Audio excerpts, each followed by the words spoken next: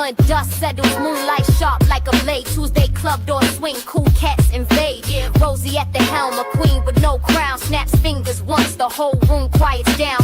Jackets leather, glasses frosted with steam. Laughter ricochets like a well-oiled machine. Dice roll in shadows, secrets drip like wax. Stylish assassins, no need to relax. Tuesday nights where the ice don't melt. Every word spoken, every vibe felt. Rosie rules, no fools, no scrub. This ain't no party, it's the Tuesday club. Tuesday nights where the ice don't melt. Every word spoken, every vibe felt. Rosie rules, no fools, no scrub. This ain't no party, it's the Tuesday club. Corners dim where the whispers spark flames. Stories unravel but nobody names names. Vinyl spins and beats bounce off the walls. Saxophone crying like the street light calls. The regulars know it's not just the scene. It's a haven for the sharp, the slick, the serene. Chatter like bullets ricochet through the air. Rosie's eyes sharper than a lioness stare. No drama, no mess, just rhythm and flow. Tuesday's the day, the city, let's go. Tuesday nights where the ice don't melt. Every word spoken, every vibe felt. Rosie rules, no fool, no scrub. This ain't no party, it's the Tuesday club. Tuesday nights where the ice don't melt. Every word spoken, every vibe felt. Rosie rules, no fool, no scrub. This ain't no party, it's the Tuesday club. I got the Tuesday Mets, don't like that's the Tuesday Mets. Rosie rules, no fools, no scrub. This ain't no party, it's the Tuesday club. Tuesday nights where the ice don't melt. Every word spoken, every vibe felt. Rosie rules, no fools, no scrub. This ain't no party, it's the Tuesday club. Tuesday nights where the ice don't melt. Every word spoken, every vibe felt. Rosie rules, no fools, no scrub. This ain't no party, it's the Tuesday club.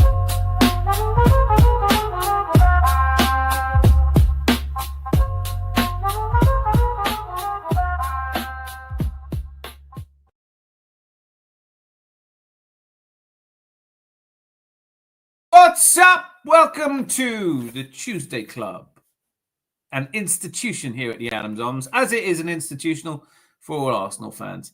And tonight's show is sponsored by COVID. Yes, I've gone and caught the lurg, so I'm feeling a little bit under the weather. I know you guys will cheer me up, as have the England team, who are coming to America. You gotta hate Tuchel a lot to not appreciate what he's done with the England team, and I do. And yet I still have to say it was a good performance, another good performance. It seems like a strong vibe in the England camp. I mean, I know we haven't played anyone solid yet, but qualifying with 2 games to spare, nice to have it out of the way, nice to have it done. So congratulations to the England team, and I'm looking forward to it. I think the United States know how to do a World Cup. They know how to do a sporting event. So it's going to be an absolute cracker. Just so many, I can already see it, so many rule changes and things that are coming. But that's something to worry about. I'm also really looking forward to the time difference, because it'll be late night games. Something about it. I'm really excited. That's a little ways off. Of course, by then, I am still very much hoping that we will be champions. No point in going around moping, hoping that you don't do it. I want to say, first off, before I say anything else, I am going to keep this show short. I say that every time. Every time I say that, people come in at the 11th hour and I stay open a bit longer. It's just like a real pub. Just some ground rules, which none of the regulars, none of you need me to say this, but this is a place that's welcome for everyone. Don't get in on each other. Don't be nasty to each other, and you can say whatever you like. All right. But I was just so grateful to you guys yesterday. I really, really enjoyed the live stream, impromptu as it was. And thank you all of those who dropped likes. And we've even had another subscriber. So it's going to be good. Now, hear me out is a new phrase that I'm absolutely loving. Let's get bandied out. So hear me out, hear me out, hear me out and show me out. Hear me out. Lots of love to all of you for being here. No agenda tonight. We obviously we have now put another international break behind us. We race on to see Fulham. And we probably talk a little bit about that. But also, we're going to try and keep the chat as positive as possible. I'm not getting involved in any beefs with anyone, and I'm not calling anyone out, and I'm not arranging any fights. But first of all, thank you so much for being here. He's here. He's first in. Getting used to you being first in. He's first in with Geezer. And of course, you know what it means when Hawkwind arrives. Just off the top of my head, let me know in the comments if you want to watch more of this.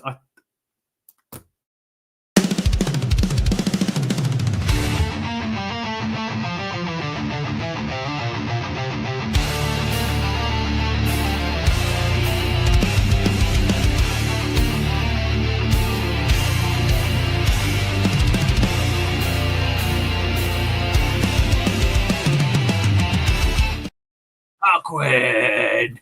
I love it. Absolutely love it. Let me know if you want to hear more of that. I can play it. Oh, and it would save my voice. But I see he's here. We is Big Arms, Anthony, Dipped in Sherbet, Herbert, Earth, Ernie Vader. Oi, Razor, twice in 2 nights. I like it. You want some? I bloody do. I want some. I tell you what I want. I want some throat lozenges. I want some rest. Trouble with working remotely, isn't it? Didn't get a day off work. But it was all right. Everyone kept me company. Boss man legend, big up all in the chat. Massive elevations to you, Malia. Always great to see you. And it's a big hi from Anthony as well. And hear me out. You're spelling here wrong, by the way, Earth. It should be Hear, surely. Show me out, hear me out, hear me out, get well soon, boss. Thank you so much. It's only little COVID, it's nothing serious. I've had all my jabs and they're fucking good, did it? And I don't want to get political about COVID. I feel like nowadays it is. Someone said, when you tell people you got COVID, they're like, don't even get a day off work with COVID now. It was a plague that looked set. I'm not going to get political. America, baby, America, best place. Hear me out, hookers and blow, lol. All right, starting the show as we mean to go on there, Jose. Yeah, listen, I genuinely am. I'm hugely excited about United States. We, of course, England didn't qualify for the last time it was in the US, are they? And I'm not going to do the politics and say, hopefully, when we get there, the National Guard won't be. I'm not doing any politics. I'm doing any Trump talk. I'm just celebrating our friends across the pond who damn sure they know how to host the World Cup. And it's going to be super exciting. And I think this is going to be the World Cup where things change a lot. I think the market value of a lot of teams will go hugely higher. I'm surprised to hear the Cronkies entertaining a sale. Most people who currently own a football club are not going to want to sell it at least after the World Cup. There's going to be some interesting new rules for the World Cup. I don't know what they are yet, but I'm guaranteeing it. Greetings, everyone, indeed. And Anthony Herbert. Right, here we are. Big up to Dan, Zanzi, Rosie, Miss Melina, and everyone in the chat. Have a great time here at the Adams Arms, guys. Yeah, dirty schlags. How was last night for you? Fresh? Did you catch up? And you're very much asked for. Get in. Ray Wibley, all the way from Facebook, the Zuckerberg Empire. Our man in Zuckerberg. Great to see you, sir. Right, Dammer became the youngest player to score for England under 19s. Not only that, he jumped up on the air about 1.5 meters and did a scorpion. Is that true? Chris Antonio?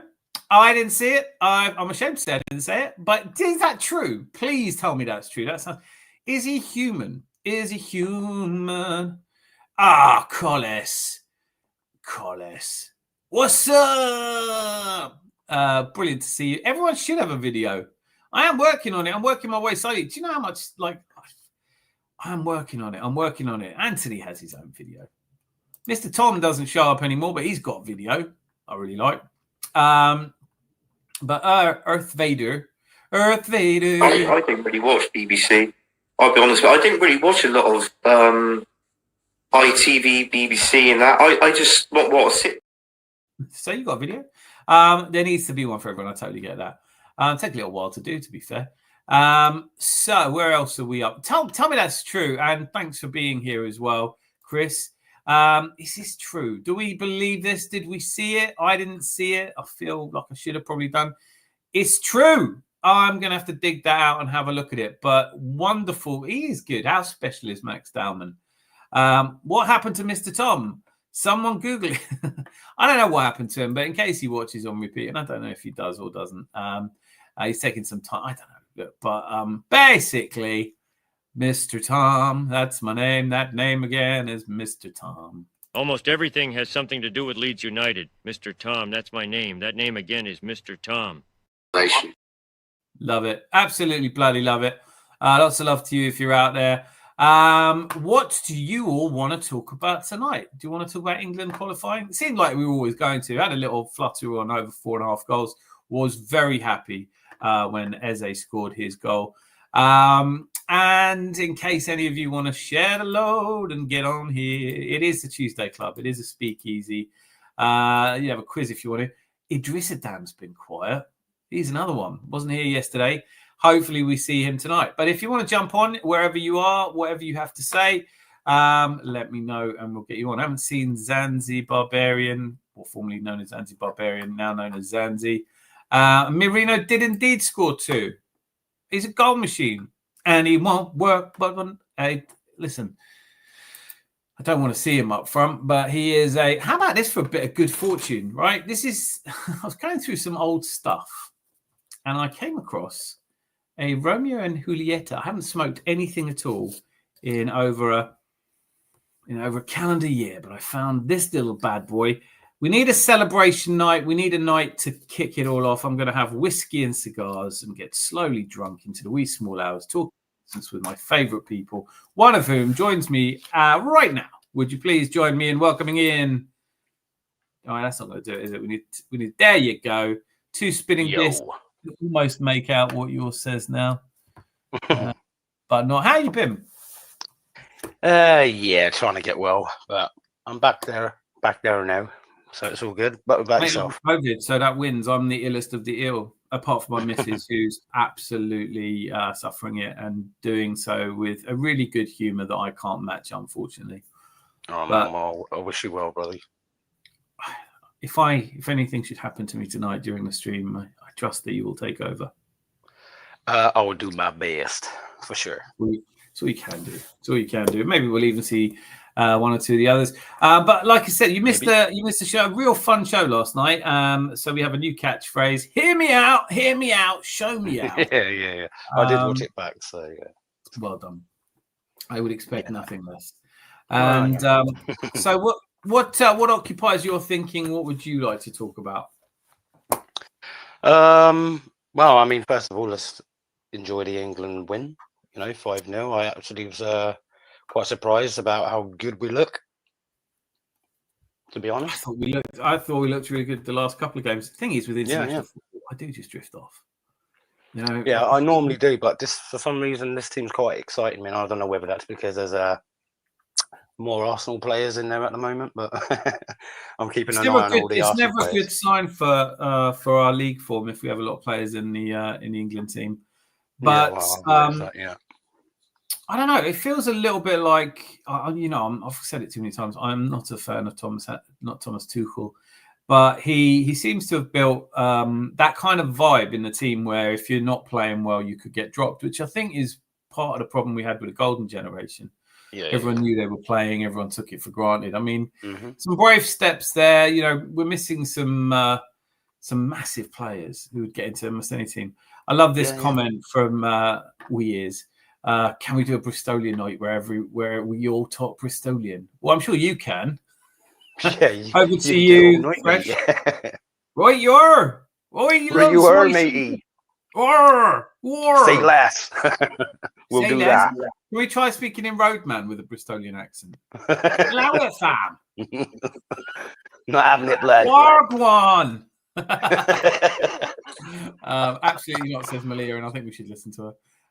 Malia, you'll love it. Get involved. It does go a bit Vicky Pollard though with you, doesn't it? So it does a little bit, yeah. It does go a little bit Vicky Pollard. I've got to say, this may be the first international break, and I've had a bit of a break during it. Before I say anything else, I just want to shout out another like on Facebook from the land of Zuckerberg. Durham Leopard, you are without question an absolute regular and an absolute legend. Thank you so much for being part of it. And Alan Cartwright as well. Same to you, sir. I love you guys are just so supportive, and I think that's something I'm really enjoying at the moment. I do maybe something we can talk about. Do you watch a lot of other YouTube channels, Fresh? Yeah. What's your favourite? What you like when you're not here? What you watch? So other fan channels I tend to watch is Flying Pig for United, because I think he's just batshit crazy, but he cracks me up. Don't know it. You've never heard of the Flying Pig? No, for United. Do you know what? A little bit heard of. I think I might have done. Okay. But it's not something I tune into. No, I mean, to be fair, it's his actions just really crack me up. He loses his shit big time. Is he the old guy with a beard, heavy set fella?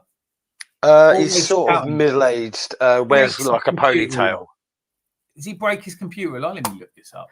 Oh, I mean, he does smash a lot of things up. He smashed his guitar up. He smashed his laptop up. He went and got a drill and cut a piece of box. There's the sense in that. Why are you smashing your own stuff up? Who does I that? don't know. I have no idea. That's being egged on. That's a little bit too much attention, isn't it? Malia's bang up for that. I can do the road, man, in it, fam. Man like that. What you saying, blood? What you saying? What you saying? What you saying? No, I'll tell you why I mentioned it. Gert Lush, I do love that, mate. I do love that. That's one of my favourite Bristolian expressions. Gert Lush. In fact, one of the videos I did of Earth Vader, he says that right at the end. Alice Walks Gooniverse. So I haven't watched Gooniverse for a while. Obviously, James has now left AFTV, which is kind of what I wanted to talk about. I want to talk about the YouTube. Yeah. Is it as toxic as I'm starting to think it is? I'm seeing a lot of are we seeing the last days of Rome? Because there are a lot of channels where it's just all driven by beef and anger, and I'm sick of all the popcorn emojis, and I'm sick of everyone going, there's always got to be a clash or something, massive disagreement. That's not how I remember football. It seems weird on YouTube. It feels like people have got themselves. We had a little bit of brilliant news yesterday. We as a collective have made, me particularly, have made top Gooner list on Shane Gooner, and it's just like he starts. I mean, I don't care what he thinks about me, but it just when it gets so personal so quickly, and you just think, why? Why are you doing that? You're a man in your 60s. Just calm down, right? But anyway, start me thinking this. It's all over the place. People having meltdowns, people having breakdowns, people accusing each other of all kinds of massively criminal activity, people just being absolutely bizarre to each other over football. Why is that happening? I don't know. I mean, the thing about the comments, but going back to Yardman, I mean, even Don and Cecil couldn't fathom why he was going to games and said exactly the same as us. Yeah. Why go to games then if you can't really get involved and enjoy it, That example, the Yarmo, he's been saying mad shit for a while. He's been angry, probably angrier than is reasonable for some time, right? Mm-hmm. Angrier than when I was a kid, middle-aged men didn't go ranting around about football. No, not really, no. Right? It just wasn't the done thing. But this one really captured the imagination because there's so many fans out there going, what do you mean I can't celebrate if my team ain't win? Like, we haven't won a trophy in 2 or 3 years. I can't celebrate. It's like, that's not football. Football is a release on the weekend. It's not necessarily this part of this. And then we had Luca in there last night, who was well behaved, got some ribbing. Fair play to him for putting up with it. I see that. He gets so triggered by wait a minute, that's not the real Dominic Littlewood. That for me feels like that might be Rosie, Bosh, Dominic Littlewood, bosh. Hey, you having that, Anthony? he loves Dominic Littlewood. But he was in here saying, sign me Semenyo. It's like all these people have got a very high opinion of themselves, haven't they? Like, these are the entitled people that think they have the right to get everything they want, And when's that start? Like, you know, like even Stan Kroenke can't just be sitting. Rosie, go back to how you were. That can't be right. Dominic Littlewood. The time it. She's got the rise she wanted. Hey, just saying hi. Alicia, brilliant to see you. Sleep, school tomorrow. You make sure you get plenty of sleep. This is all available and catch up for you. And we're now doing Friday nights, Sunday nights, and the odd night thrown in between. But Alicia, thank you for stopping by and saying hi. Very, very welcome indeed. Where the fuck is that cowboy Herbert? I told you it was her. I told you it was her. How did I know it was you, Rosie? Fundabby, Rosie. There's Malia. It's fine to criticize a team when they actually don't play well, but at least support your team when they win. We forgot how hard it is to go and play a 90-minute match week in, week out. It's always the guys that don't look like they can do it. For me, there's a general thing going on in the world of YouTube, though. It feels like it's becoming.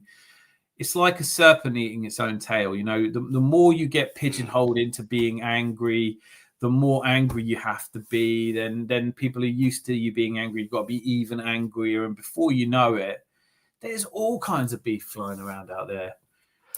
Yeah, I think the world's pretty much pissed off. That's why they're enjoying it. Everyone that's arguing against each other. I think the world just enjoys people beefing with each other, the arguments. Does that make any sense? Because like, if you're really pissed off with the world, don't you want to go somewhere where everybody's chilled out and having a laugh?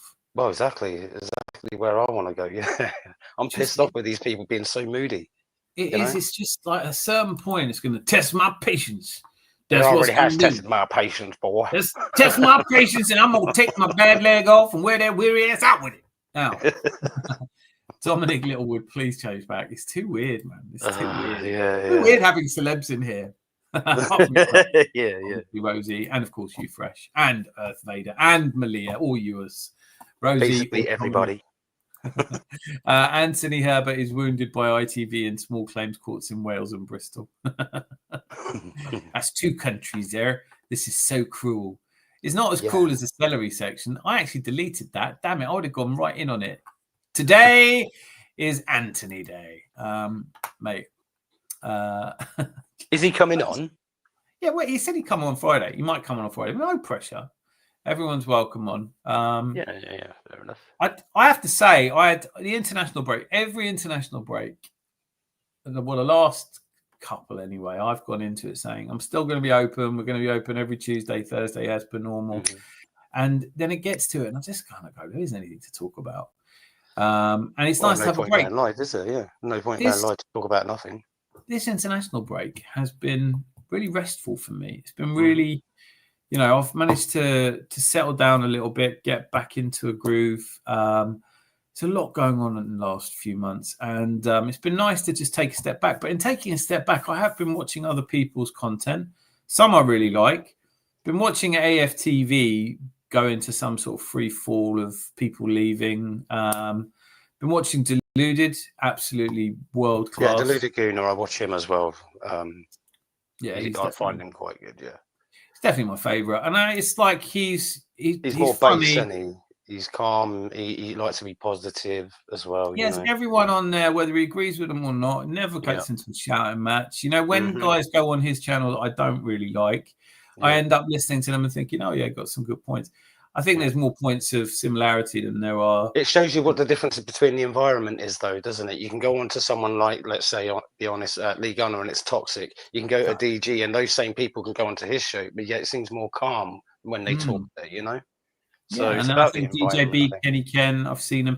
I think you just goad each other on, and, you know, it's all about one-upmanship, and it's all about saying, I told you so, and all that kind of stuff.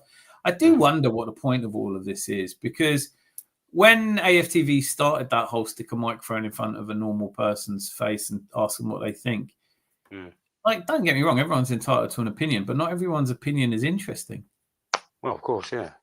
Yeah, but you say, of course, but everyone will say, I've got right to my opinion. You go, yeah, of course you have. Turn a camera on, sit in front of a camera. Like, there's so many of us doing it now. Yeah, but it doesn't make their opinion valid either, you know. So everyone has their opinion. It doesn't make it valid. Absolutely. Listen, an opinion is just an opinion, right? I can have an opinion. There's fairies at the bottom of your garden. I'm quite certain that you've been high enough. There probably is, though, to be fair. Is there?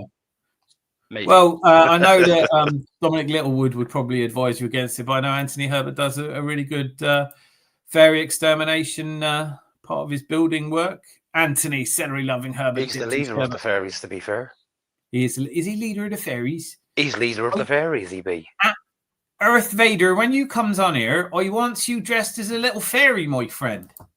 100% don't know what she's on about there. That's so celery. It looks like your night. Earth Vader, it looks like your night. Thank God it's not us. Duck. Hear me out. Anthony is scared of me. Bush. Roadman. Bush. Kiss teeth. Rush. I don't know. I just think like you can get. It depends who I speak to. Sometimes I speak to people and they're just so tired of it. They're so tired of, what is it with YouTube? What is it with fans of football clubs? What is it with people? By the way, Dominic, if you are going to use a second account, it's the same account. You've just changed your name. Damn it. I was going to say I've got a new subscriber out of it. I feel, as an aside, I want to carry on this, obviously, but as an aside, I was a bit gutted. I know this is a really silly thing to say, but we were on 1,931 subscribers. That's such a big number. If you are the 1,931st subscriber, well done you, because that's the first year we won the league. That's 6 years after Herbie Chaps turned up. Good old Herbie Chaps. Good old Herbie Chaps. Lovely geezer. Absolutely. I accidentally misspoke yesterday and said he was the last man to retain the league with Arsenal. He wasn't. Sadly passed away before really seeing his treble come to fruition. That's true, isn't it? Yeah. So, I mean, he did retain it, but I think it was retained after him. It's more my point. I think he would have retained it though had he stayed there. Let's be honest. The man built this club. I've just got no memories of it for obvious reasons, and I'm not that old. But 1931, if you were the 1931st subscriber, that's big. The one I'm really looking forward to is not like fresh. Your opinion is always valid. Not always. If you want a haunt a field, Anthony is your man. Easy. Chris keeping it real here. Google Images shows you in a photo of the photo of the goal Dalma scored. That's mental. I might have to look that up. We'll give that a quick look in a second. I'm unsubbing to be 2000. Don't do that. Be 1989. That's the number. Wexford's here. Evening all. Evening Wexford. Great to see you, mate. Hey, Rosie. I'm good. Thanks. Wexford. Welcome. It's weird being... Please be Rosie again. Not just for Earth Vader's sake, but for mine as well. 1931, that's a great number. There's no kind of race to 2000 or whatever. I don't know what we do when we get past 2025. Just have to start booting people out, I suppose. Getting people to unsubscribe. Out you go. 2000 well, only. Bugger off. You've been here too long there, Sam. Yeah.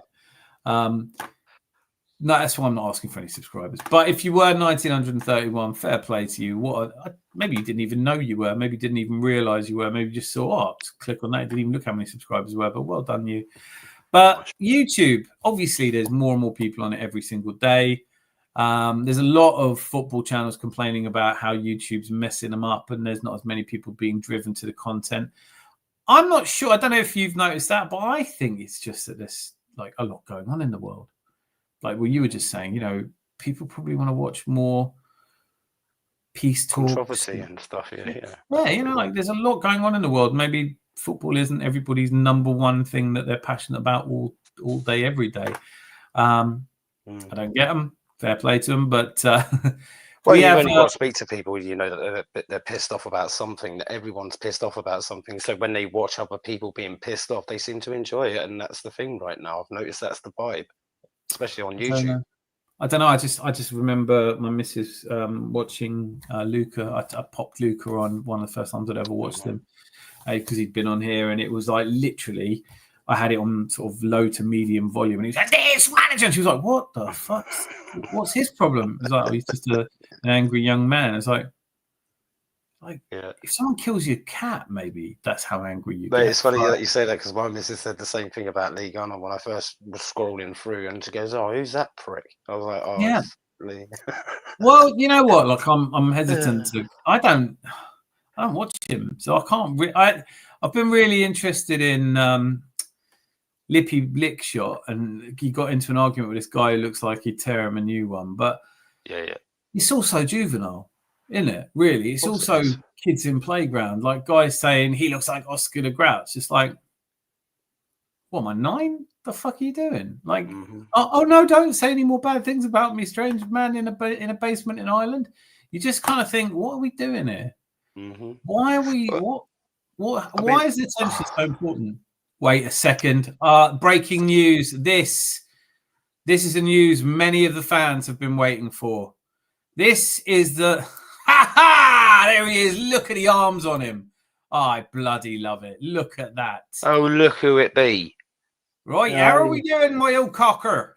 All right, he's Gert Lush. How you doing, me old babber? It's about bloody time, isn't it? Oh, it is, Brilliant to see you. How you been? Good to see you, sir. Not too bad. I thought, obviously, I seen Dominic Littlewood in the chat, so I thought I'd better hop on. So, I knew as soon as I saw it, I knew it was Rosie. Yeah, Rosie Cozy. In her bonnet. Yeah, it was obviously Rosie, wasn't it? It was just obvious. That's but bit, isn't it? She actually sprung me in the last stream. I was on Lee's stream earlier today. We did the Fantasy Premier League. And, Lee Cockney Gooner. Yeah. Lee, yeah. How is he? Is he all right? Yeah, he's all right. He's well, yeah, he's all right. But, my first live stream partner. Your first, like, he got you into YouTube. I knew that. He got me into what's it called? StreamYard. Yeah. It was. I didn't know how to live stream, and he was like, "You can get this StreamYard." So that is, basically I was on YouTube already, but yeah, nice. he always cracks me up. Is he in a bit of an Arteta out mood? Is he? He is. He's in it. Well, first of all, he was Arteta in, then he was Arteta out, then he was Arteta on the fence. Shake it all about. And I thought he was fresh. He was, and I said, look, you can't be on the fence. He went, no. He said, I'm on the fence. I said, look, get off the fence, you prick. Come on. Build him a wall. You say you can't be on the fence. I hate to say it, man. I am. I don't know. Like, if you said to me straight up, do I think he's going to win a league? I don't know. Like, he's never done it before. Well, we're bookies' favourites, aren't we? But trouble is, though, he's just going by bookies' favourites. I mean, anything can change. Within that sort of thing, but bookies' favourites. All it means is that that's who most people are betting on. Most people can be wrong. Yeah. No one's got a clue. Like, it doesn't matter if you know football inside out. The Carling Opta computer that runs the 10,000 simulations has us as favourites, but that fluctuates massively. If we lose to Fulham, it'll change. The point is, if we could all predict in match week 7 who was going to win the league, none of us would watch it. No. Even like when Liverpool took to the lead last year, is about game week 9. I still didn't think they were going to go all the way through it and win it. The season we were top for 90% of it. I thought we'd win it, and you just never know. So close. It's weird to me that people want to talk about it so much. People want to say who's going to win, and people want to say, do you think Arteta's got a title in him? The way I see it is, I'm on the fence because it doesn't really matter what I think. He ain't getting the sack. He's getting this season. I haven't spent all this. So let's see how it does at the end of the season. Have a conversation. If we have a shit season, I don't think there's going to be all that many people saying keep him. But if we have a fantastic season, then well, we'll see at the end of the season what he's done and what he's achieved, and then we can really go into depth about it all. But till then, we can't really say nothing right now. It's too early. No, and you can't do anything about it anyway. People say exactly. that you've got to change your standards or they'll keep Arteta. Is it? Stan Kroenke doesn't listen to me, whatever I want. But so Lee, you're on there earlier. What were you doing? Fantasy. You're a bit good at the Fantasy Premier League, aren't you? Yeah. Well, I'll be honest with you. I'm doing I think I'm in 8 different leagues, and I'm top on 7 of them. I think I'm in all of them with you. I'm fourth. I'm fourth in one of them. But in all fairness, the reason why I'm fourth, I think there's around about 400 teams in one league. Right. So have you seen? You're in Miss Molina's league as well, aren't you? Yeah. That does my head in. The first time I've said this a million times. I looked at it. I was like, "What's the 1042 mean next to my name? What's that?" Yeah. It's like, it can't be the number of people. I looked. I'm like 1,042 in her league. How many people do you know? That's like Canada. Canada play her league. It's mental. She's so popular. It's not mental. She's so popular, but it's mental. Like the Guna channel's got like a dozen people in it. I was like, that's the way to go here. you're top of all of them. Only Chris Nix has a bit of a good team as well. I'm catching you though. You are. I mean, like like what you said, not on your last show, but the show before. You were so happy with the points that you got in your fantasy, and then you turn around and went, "Well, I was all right, but Anthony with his amazing 90 points, Yeah, I know, right? he definitely knows his shit."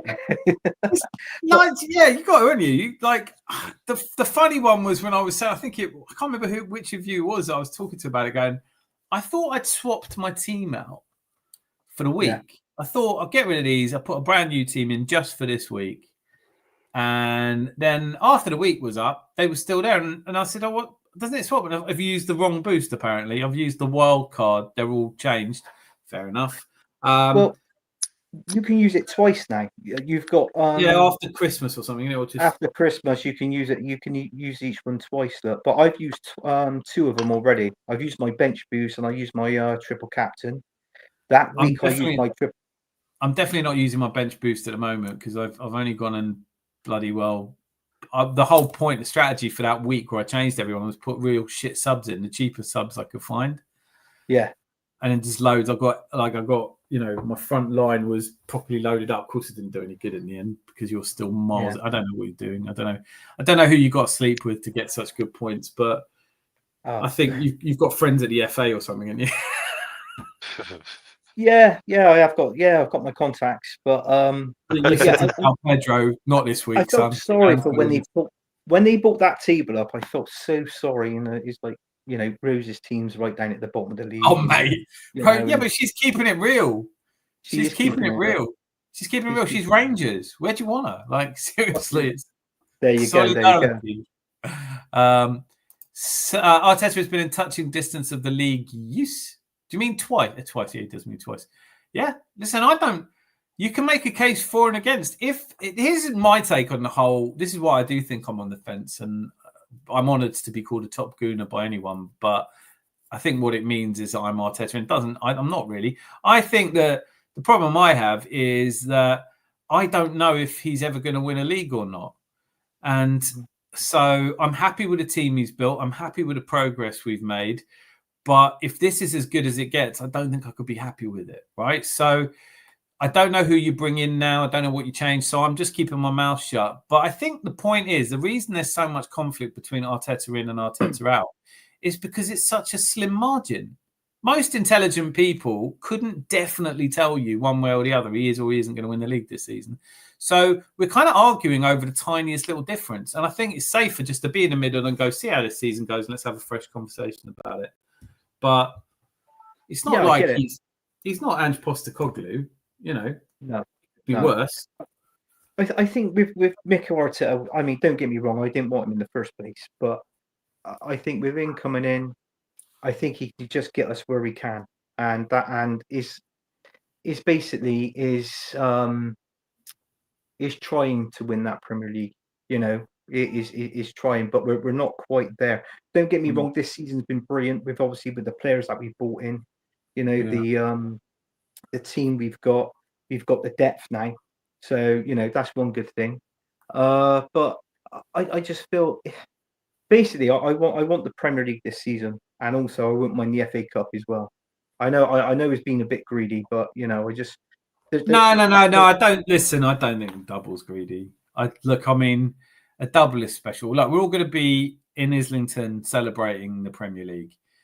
Wouldn't it be better to be celebrating? I mean, I never forget going into the Steam Passage. The first time we did the double, 97, 98, Islington went to the parade, been out all night after the FA Cup, and went into the bar about 10:30, 11 when they opened in the morning. And the barmaid, very clever, she went, I suppose you'll want doubles, won't you? And me and my mates looked at each other and went, I suppose we have to. But when we did it again, it was like, I suppose you want doubles, and that was chaos. So I'm just looking for, I don't think there's anything wrong with going. I mean, we haven't won the FA Cup in 6 years? It'll be 6 years. So, it's our cup. Why not? I wouldn't mind a cheeky shot at the League Cup. I just don't think it's going to happen. I think we'll get dumped out by Brighton at this stage. But it's possible, but he's just. I think is the cup what Mikel Arteta wants. You don't know if he wants the Premier League. I think he wants the Premier League and also the Champions League as well. Yeah, I mean, if he set his heart on that, then yeah, I think he's going to go all out. Have you ever played Football Manager, either of you? Yeah. Yeah. Like, tell me honestly, when you're playing Football Manager, is there ever a cup you don't want to win? Yeah, the League Cup. No, well, I go for every cup. Yeah, I go for every cup. And I don't but think I win the League Cup anyway. I don't think if you love or hate Arteta, that's your own business, right? But to think that he doesn't want to win a cup, it's just that I think we've been in that situation. Like, take the Newcastle. That was an awful, awful blow, because we were in a good little patch of form, and Newcastle came to the Emirates and sucker punch goal, but we just never looked like scoring. And then there was that little phase where we just didn't look like scoring. It was a really disappointing performance, and an even more disappointing performance at St James Park, and that was it. And we were out. Yeah. But I don't think there was ever a feeling I had that he wasn't trying to win it. I think with Arteta, if I don't think he's going to win silverware, it's because I think whatever he says to them before the match isn't quite enough. They don't come out and play like their lives depend on it, and that's got to come down to the manager. But at the same time, well, I think a few times his naivety has cost him, hasn't it? He's not put on. Everyone knows said about it. Nobody doesn't make mistakes, though. It doesn't matter how good you are. Everyone's made mistakes. You've got Man United against Barcelona where they got absolutely ripped apart. Alex Ferguson's still one of the greatest managers of all time. We've got Arsene Wenger getting beaten 8-2 by Manchester United. Everyone makes mistakes. I think we're in a place where we can't be as forgiving if Mikel Arteta doesn't get us there, because just how long do you need? We can't give you 20 years to win the league. You can't have 10 years. So you're getting to the point now. If you'd said to me at the start of the Arteta experiment that he'd take us as far as he has, I'd be pleased. But then if you said that's as far as it goes, I'd go, well, when he gets us there, bring someone else in. I've said it so many times. He may have taken us out of the wilderness, but can he lead us to the promised land? And no one knows that yet. But that's part of our job as fans. Sit back, enjoy. But I'm on the fence. Well, it doesn't really say much to the other managers below him at the moment, though, does it? If he's really that bad, is what I'm going to say. No, but then everyone expects Emery to be this top manager. But all right, he's at Aston Villa. But again, you've got many managers in the league below Arteta as it stands right now. So if he's really that bad, then I don't know. I think people get into this that everything's black or white. They get into you're either fucking brilliant or you're shit. Yeah. And I think this comment from Cole really sums up how I feel. If we're 1 point away and get to the semi-final UCL, I'd say he did a good job. But I don't know, man. Like it's tiring being an Arsenal fan because you get so much hate from non-Arsenal fans. You get so much hate from Arsenal fans. The thing is, I don't want to become one of these entitled fans. You know what I mean? And it's difficult to win a league. We know that. There's been occasions where we've been close, and we just didn't manage to get over the line purely over maybe injuries or something, or being a player or two away from crossing the line. But I think with Arteta at the moment, it's difficult to say he's not really done a good job. I mean, he's been up there all the time, which is something that we've been hoping to get back into the Champions League for a while, and we got back into the Champions League. We were very close a few seasons ago, and I think looking at us now, we've got a great squad. Well, two great squads actually. If you look at it, whoever we bring in, like for like player, I think is quality now. So yeah, fair point. I mean, that's how we all feel. He's done a good. No one's saying he's done a shit job, but there are some haters out there. All I'm saying is that whether you love or hate him, I don't know why people are attacking each other. Doesn't make any sense. We need VAR for Anthony's team. Yes, we do. We do. There's something dodgy going on there. You bought a ref or something. I don't know what's going on. What did Rosie say earlier? Well, sorry, Dominic Herbert. What's she saying here? I love Anthony. The feeling's mutual. fresh. Latvians laid to waste. Here's a question. Name a third half decent footballer after Barhas and Stepanovs. Oh, wait. No chance. But I'd forgotten Barhas, to be honest with you. Latvian footballers. They did mention it in the commentary, and it was like, nope. There hasn't been a Latvian playing in the Premiership, I think, since Stepanovs. not a big country. Oh. And if Yeah, Anthony is Steph- here, who's haunting Go the Welsh fields? Look Oh. at this. Straight in with, hey, sweeties. We got to love it. Chris, I love it when you come and say that. Go on, Chris. Right. So Stu's saying, Unai bashing, did he spend $1 billion at Villa? No. He made the quarters and ran PSG closest with a weak squad. Yeah, and he won the league with PSG. I don't think Unai Emery is as good as you do. Can we agree to disagree? I don't think Unai Emery is going to win the Premier League. And no, he hasn't spent $1 billion. People always do this, though. It does get on my tits a little bit. He spent 140 million in a season and a half at Arsenal. And people go, he hasn't spent as much as Arteta. No, but Arteta has been there 6 years and he was only there a season and a half. So if you multiply it out, they've spent about the same amount of money. And then when you say that, people go, well, he didn't sign Pepe. And you go, hang on a minute. So Unai Emery didn't choose any of the players Arsenal signed and he was a hero and still spent the same amount of money. And Arteta has picked all the players. They always do this. They always go, Arteta wanted. Like one of the shows I was watching, he was going through it going, Zubimendi, that's an Arteta signing. Hincapié, that's an Arteta signing. Mosquera, that's a Berta signing. It's like none of us fucking know. Like, let's just who cares? Who cares? They're playing for our No. team. They're in our team. If they play well, I don't really give a damn who signed them. Yeah, really, I don't. She's back. She's back. Yeah. She's putting us in business. Yes, she is. What will we do? The lights are out. Rosie saves the day. Thank you so much, Rosie. You know it means everything to me. Couldn't do without you. The moderatrix. And now she's not Dominic anymore. You can cheer up, Fader. Oh, that's good. That's good. I was Yeah, gonna tell have her, a fight. Anthony. Tell her what you feel, son. I was going to have a fight and I was going to throw her at the door. Well, not her, but Dominic at the door.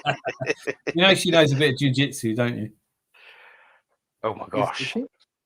No, of course not. Doesn't need to. She's No. Glaswegian. Yeah, she knows about jiu-jitsu. She's read about it, but she doesn't know how to perform it, so she's all right. No, I Sorry, think he's got Rosie. that mixed up, Dan. I think it's origami. I swear it is. Is like, you know. Yeah, you're right there. I prefer longevity in a manager who gets the philosophy of the club. I don't want a revolving door. I can't think who we go for after Arteta. It'll be him until Cesc. I mean, I'd like to see Jack do it. I'd like to see Jack get promoted to the Premiership 2 seasons back-to-back Is champions. he just gone to Luton, Jack Wilshere? Yeah. Gone to Luton. Oh, it's a I brilliant wish him move. well, mate. Yeah, I wish him well, man. You know, doing it the hard way. Definitely going to the League One. Yeah. Sometimes that's the best thing, isn't it? You know, go the I hard don't way. know. And... Going back to Yeah. Football Manager, I always used to take a non-league side, and so I've been European champions with Ebbsfleet and Bromley. We do and just a little buttercup, ain't you? Probably the greatest Football Manager player that's ever lived, actually, mate. Certainly, I am the Anthony of Football Manager. Yes. You definitely Well, are. I don't know. I Let's see what actually was Anthony on feels about football- that. No, I was So, playing Football Manager, and believe it or not, and this one is for Rosie actually. I actually took over. I managed Rangers straight away, and I won them the Scottish League. I think it was like 14 times. Nice. So yeah, but aren't they the only club in it? There's only one. well, they are, but it's Celtic as well. So, but I was You're buying making players. life hard for yourself, definitely, if you take Rangers, because you play the same. I was, hence the grey. So I'm not. you know. I mean, don't get me wrong. I've taken Ebbsfleet to 3 back-to-back European Championship, Champions League finals, but I've never won a league with Rangers. Hats off to you, mate. That is incredible. See, now I've done that with non-league, and then I get offered jobs, and then I go for them. You know, Yeah, but, you know, the hardest thing is when you get offered the Arsenal job. So if I'm Ebbsfleet manager, I remember, I'm sick for that game. Absolutely, 2014. I used to play it way past all the players had died. You know, like it doesn't kill you. So I was, I was 35 when I started, and I was 99, and I was thinking they're going to let me get to 100 playing this. They don't make you retire or anything. So I was 100 years old at one, But you get offered the Arsenal job, and you think, Ebbsfleet Champions League, come on. Yeah. What a great game. I'm going to go. Are we all going to be playing the new version we waited over a year for? definitely. Or you might give See, it again. I haven't got it on the PC. So I got it on my mobile thing because obviously it goes through Netflix. So I got the Netflix app on my thing. You can actually go through there, and it's, I believe it's free if you do that. So I didn't pay for it. I did that for a while. I couldn't get on board with it. I need it on the PC. yeah, It's too fiddly, man. Unless you've got a tablet or something. I haven't got a tablet, so the tablet is the same as the mobile thing, really. yeah, no, but you got a bigger screen. That's what I'm saying. I need a bigger screen. The bigger Otherwise, I'm screen. like, Yeah. I can't wait to see the new graphics. I can't wait to see it. But the only problem with it is I stopped playing it because I played it for so long. And I thought I've kind of wasted my life here. No. It's to come home from work, sit down. I find myself on the way to work having like ideas about who should I play up front. You think, yeah, it's not real. What I used to like about it years ago is like when I used to sign players for the club, and then all of a sudden I'd actually join Arsenal in real life. Like I signed Thomas Wazicki, and then he joined. Yeah, that never happened to me. I never got that crossover. You never did that, signed a player? No, I never really started with Arsenal when they had the. Do you know what I mean? I was always. There were times I managed Arsenal. I found managing Arsenal in 2014 was a bit easy. You could buy players you knew were going to be good. Big up Rosie, you absolute legend. I second that emotion. You are fresh. No, you are. No, you are. Make sure you're supporting the channel, liking the stream, and watching along Tuesday, Friday, and Sunday. I'm really glad we've moved to Friday. Yeah, it's better. It's absolutely better now with Friday, and you got more chance of me if you want me on. So on a Friday, so. Always do. The Thursday night. I don't know why I picked it. I just thought Friday was going to be a bad night to do it, and then every Friday morning. Friday's it's the only early start I have in the week. And every Friday morning, I'm saying, what am I doing here? Like 4 hours sleep. But now I'm going to get myself a nice bottle of whiskey. I'm going to smoke my Cuban cigar. I can't believe I found a Cuban cigar in a suitcase I had. I don't know where that came from. It's a good one as well. So that's going to be the start of the show. Let them complain. I tried one of them when you were allowed to smoke in the pub, and I had a few beers. And believe it or not, I literally puked my ringer up at the bar. I literally heaved. I was sick because I. Were you smoking cigarettes at the time? Yes. Yeah. So a lot that happened to me as well because you get used to inhaling, right? Yeah. Yeah. So and it was literally just I turned around and I've gone literally, and I felt sorry because I almost went on this woman by the bar. Yeah, you're not styling it out, are you? And it was this woman called Gina. I'm glad it missed her actually because she was one of those that can handle herself, like if you know what I mean. So I couldn't apologise so much. So you crawled out of there nice with your tail between your legs. Yeah. Did you try and style it out? You didn't give it away. Yeah. Hey, well, it was first of all, it was away, and then she gave me the most filthiest look, and it was like, oh. Like, you know. You sure she didn't go, oh gosh, it's you again? Yeah. Don't punch me. I have a heart condition. If you punch me, it's murder. Here we go. They'll soon be bringing out VAR for Sabutio. What a game changer that's going to be. Mate, that's a shout. The Millet's here, straight in with a great comment. I never had Sabutio. But try selling that these days. It must be hard. Dude, kids are never going to play Sabutio now, are they? To be honest, it was very boring. No, it was good for it. I used to love Sabutio. Anything football, it was just like, you know. And what was the other one called? It was the you had the buttons. It was like the electronic ones. Yeah, I know the one you mean. The blue team. Do you know what? I was undefeated at that, and I was so gutted. My brother had a tantrum because I beat him. And he spanned the button round, and the fucking ball flicks off, and I never ever found it. Some archaeologist's gonna dig that up and be like, "What the fuck?" Yeah. No, I never really got into Sabutio either. But some friends of mine, one of my friends had an older brother, and he had it all. You know, and he was like, you have to watch. You wouldn't let you play. You had to watch, and you had to make the crowd noises. It's good, but it's not really your favorite. I'll tell you what, like when someone says sad story, we were so poor. I had a ball bearing and chess pawns, and I used to play a 5-a-side league, and I'd write it all down. They were all teams off of the North London line. So it'd be Gospel Oak, Acton Town, Kentish Town, you know. And I used to have these little leagues, no goal, just these 2 ball bearings on the carpet and I play. So I mean, like anything football, right? And I just I wrote down, I made up names of all the teams and the players. Spent hours. Nowadays they've got iPads. Lucky bastards. Nate's here. Hear me out. Let's just keep doing that. Let's please don't let that die. Hear me out. Anthony Herbert's wrists are bigger than my thighs. He's got big arms. Arsenal Fanatics is quite a good young YouTuber. I'll check. I do check these out. Have you come in together with Nate? Mob Boss is here and he's not in a bad mood. Love it. What's going on, player?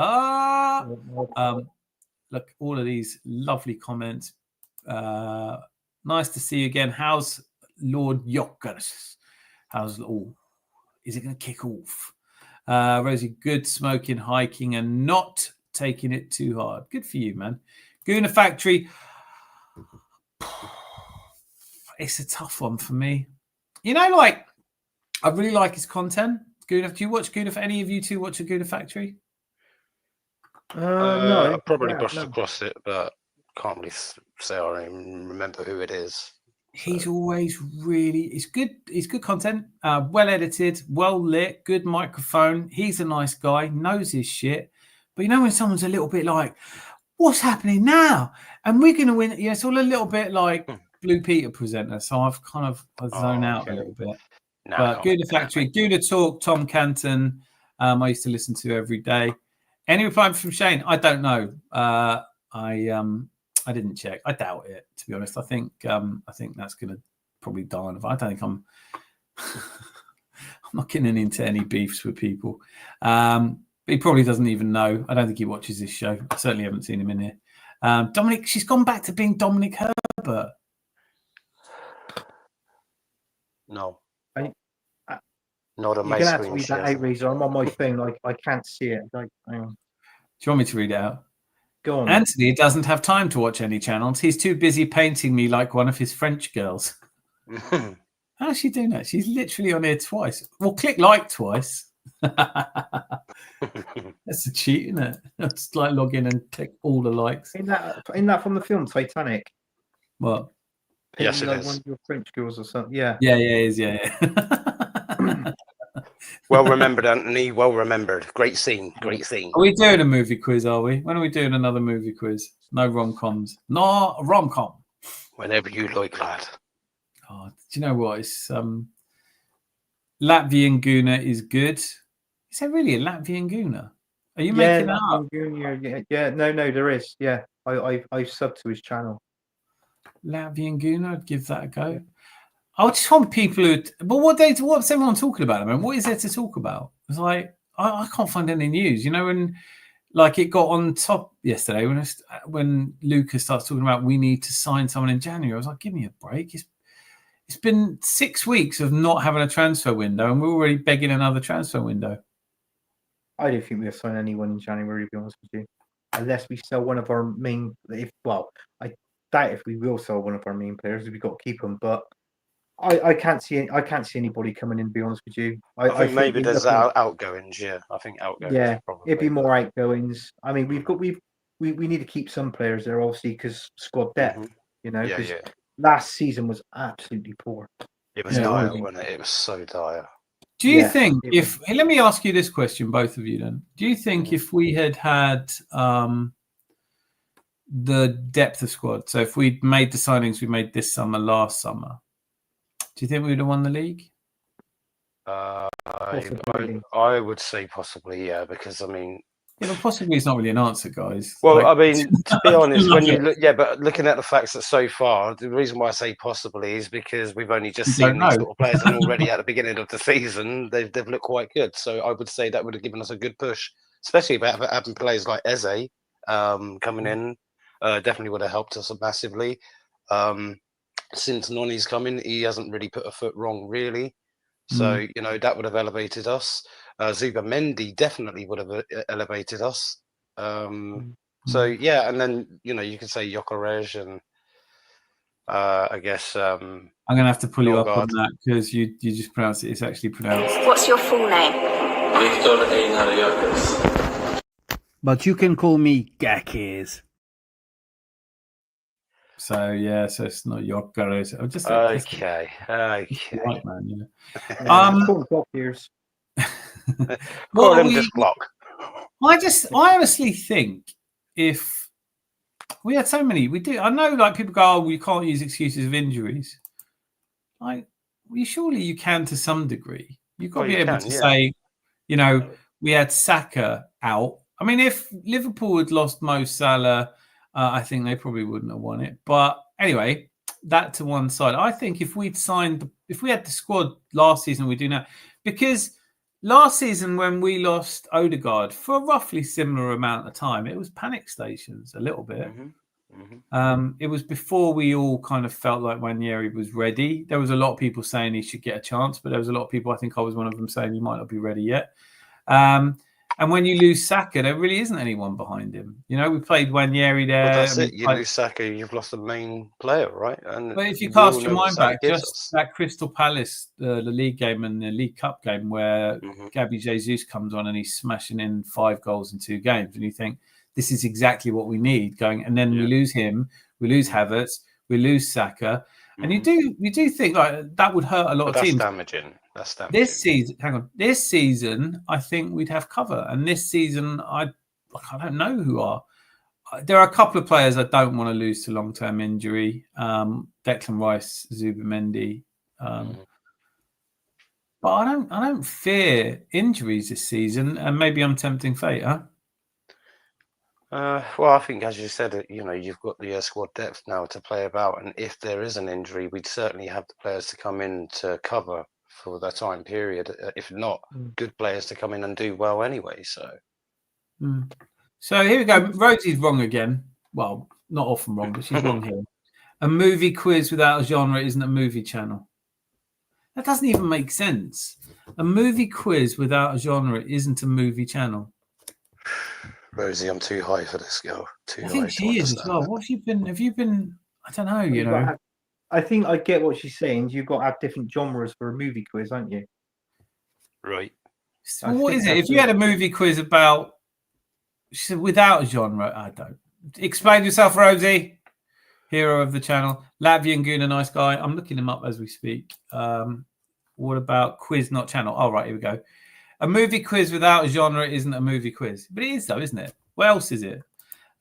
Quiz, not channel. I don't follow all the negative as people think. Oh, good. I need some balance, not toxic extremity. Ooh. I'll show you my toxic extremity. Dan, you're a top one who at least acknowledges the negatives. Thank you, Mob. That means a lot to me. That sounded sarcastic. I didn't mean it to. I really appreciate it. What's this about wind and painting with French girls? Anthony, explain yourself. People, inquiring minds must know. I don't know. It's the comment of what Rosie put in. About Dominic Littlewood. Paint me like one of your French girls. Yeah. Anthony loves Dominic Littlewood. He paints him like his French girls. Go on then. I cannot stand that guy. I don't Wait, know where's this? All right, talk me through it. I've got a little insight into it, but for the public, what's your beef with Dominic? He's looking after people, and he's making sure that people don't. Kind of reminds me of Schmiegel, to be honest.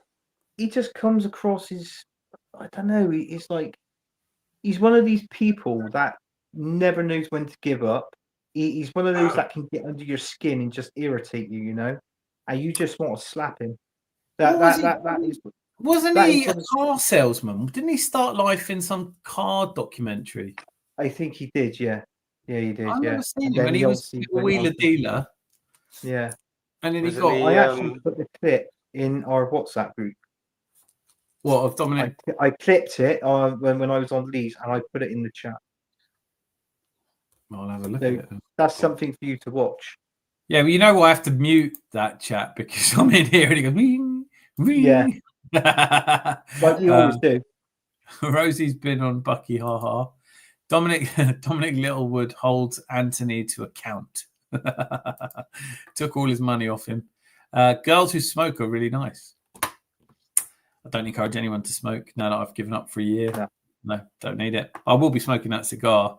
Mob, I saw. What strands do you smoke, Rosie? Sativa Indica? I don't think that's. Oh, here we go. And Mob was saying cigars are the best. I love my Arturos and Padrons. I don't know anything about cigars. I don't know. I really honestly don't know where I've ended up with a Cuban cigar from, but for why I haven't smoked it. I know when I used to play poker, it was one of those things you always have a nice whiskey and a cigar going on. I Bit miss Del that. Boy style, wasn't it? Always have a little cigar going on. I love that. I'm going for like, sophisticated gentleman, and you've put me straight in as Del Boy. Hey, Do you like, leave Dan? Del Boy alone. He's all right. Do you like tequila? No. No, my friend doesn't either. I was going to say to your story earlier, he was the same as you. He literally downed one and turned and sprayed sick all over the pool table that we just set up to play. And then the lady looked at him and said, right, clean that up and get the fuck out. How? How are you cleaning it up? What are you going to do? Just well, stop coming out. That's fatal. The fact It ain't is, coming right, out here's the until funniest it's bit: is as he was clearing up, he was being sick even more so. So it was like, dude. No. And then in the end, she just said, "Look, just get the fuck out. I'll take him home." I was like, "Take him home. I ain't touching him." But come on, go home.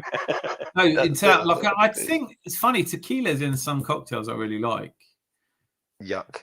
But I'm not an expert at knowing what goes into cocktails. But I would never drink it neat. I mean, I've done. He did, knock it back. yeah. He said, but then as I try it, like coming up to Christmas, I'm not drinking alcohol at the moment, so I'm setting myself December to one side, one day in November to go out and meet a mate. But apart from that, I'm just being really well behaved.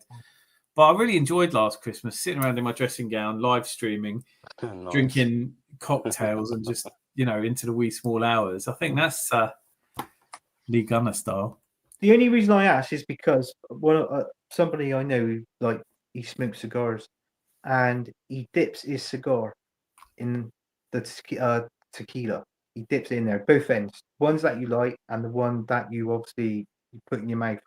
And he said the taste is apparently. Do you know what? Now that you've said that, though, I do want to try that. Yeah. But is that an actual thing, though? Is it just something he does? I don't know whether if somebody else told him or if I've never seen it. That's what I was asking. You can, yeah, I'll have to ask him. But yeah, he said the taste is literally phenomenal. Okay, well, Is I mean, again, this is why I was asking if it was a thing. Does it go up in like a blue flame or something? Does it light? Is it? Yeah, it must do. Sure. Yeah. But apparently, when you do it, you can get the taste of it. You can get from both ends. I wonder if it works with a nice alcohol like brandy or something. I might have to look into that. You could probably try that. Yeah. Well, surely I'll try that live on air and see how that goes. I have a fire experience. Yeah. Don't be burning your face off, though, will you, Dan? Not my beautiful face, not a money maker. No, can't have that ruined. Not Oscar the Grouch. Come on there, with his face burnt, and he went, "Yeah, I listened to Anthony's advice. It was have a look." Where's Dominic? Get here, Dominic. Had me again. So what was he saying here? Hang on, I'll catch up with the. There's Rosie. We've done all those comments. I miss it. Rosie says she misses smoking. A girl with a cigar is rare, but mad nice. Did anyone see Anthony on the episode of Cowboy Builders? She's not letting it go, man. I like my Maker's Mark Scotch all right too. I'm still a bit of a not. I like what I like in Scotch. I like Oban. That's probably, I like a few of the Irish whiskies as well. Anthony steals money from pensioners and leaves wheelbarrows instead of conservatories. What do you say about that then, Anthony? I don't know, but I was actually on the wheelbarrow today, and the fucking thing fell apart. I was like, "Oh, that's great." So you do admit to having a wheelbarrow? Yeah. So it must have happened. I was pouring concrete in the cavities, so we built up stand. And we were doing that, and the last bit I put the wheelbarrow the whole thing just slid off. So I thought, yeah, great. It's always the last bit, though, isn't it? It's always that last bit that spins you out. Oh, mate. When you talk about last minute, right? I've been working really hard all week up our scaffolding, and I had a bucket of, I don't even know what it was, but it had paint in it. And I'd done such a good job because I'm just like, I'm not skilled at anything, so I do all the shit jobs. I'm clearing everything up, making, everyone's ready to go home Friday. The van's loaded, everything's good. Nice. I'm lowering down this tub of paint onto the new floor we've done, and it just let loose. I just lost it, fell down, and you're watching it, it's falling down 4 floors, and you're just thinking, damn. It lands and there's paint. I mean, everywhere. And it's like the blokes are like looking at me like, thanks. Well, that's fucked up then, isn't it? You know, and that is the worst thing you can do to a group of blokes who've worked really hard for their money all week and just go, you know, like we were all going to go to the pub. Yeah. Well, we're not now. yeah. We're going to spend our time trying to clear this shit off. Oh, it's just so much, man. Was it easy to clear off, though? Or no. Do you know what? In the end, mate, no. In the end, it was one of those ones where I don't think she'd ever find out. It wasn't just that it gone on the wall and everything. So I had to redo the wall, but we just put a load of shingle down and just redid the driveway with a different effect. And we're just like, because it was not coming up. God.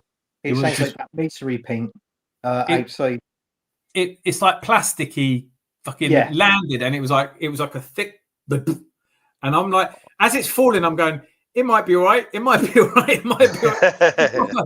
And then it lands, and you're like, and then I got the guy who's up there with me, and he's looking at me going, and he's just seen the bucket. And he goes, "Is it all right?" And I've looked down, and I've gone, No. That's a big no on that one, mate. You know what though? Like, not one of them gave me a really hard time. Everyone just it was really quiet. Accidents happen though, and it's not like but like, you can say that, and like, but come on, man. I would be pissed off with someone. Yeah, but in hindsight, they're looking at you thinking, well, it's not like you did it deliberately. If you did it deliberately, they might have had something different I still give there's 4 guys I still give a lot of credit to for not for them. Yeah, fair play. For weeks later, I wasn't hearing the end of it, but you know, like that was of course. every Friday after that. For the soft bunch. The guys I work with, fucking, I call it the thunder box, like the Portaloos. And you know, you've gone in there for a toilet, and they've got the ratchet straps, and they've gone literally around, they've ratcheted it in, and you can't get out, and you've been in there for hours and hours. And I've been in there when I've gone another way, and somebody literally has pulled the thing over, literally pushed it with me in there, and the blue dye that comes out of the toilet. So that time, no word of lie, I was covered in piss, shit, and blue dye. And I was fuming. And the guy who pushed it, he was gone. He ran. I didn't see him for the rest of the day. Mind you, when you came out there, I bet a few of them ran away from you, didn't they? Well, a couple of them did, but I mean, I've seen so many stuff. Here's so many things. Like you know what it's like. If there's one job you can get away with, it's actually on a building site. You know. Well, the thing is, I mean, the crew I worked with, like Alex, had been doing it for 30 years.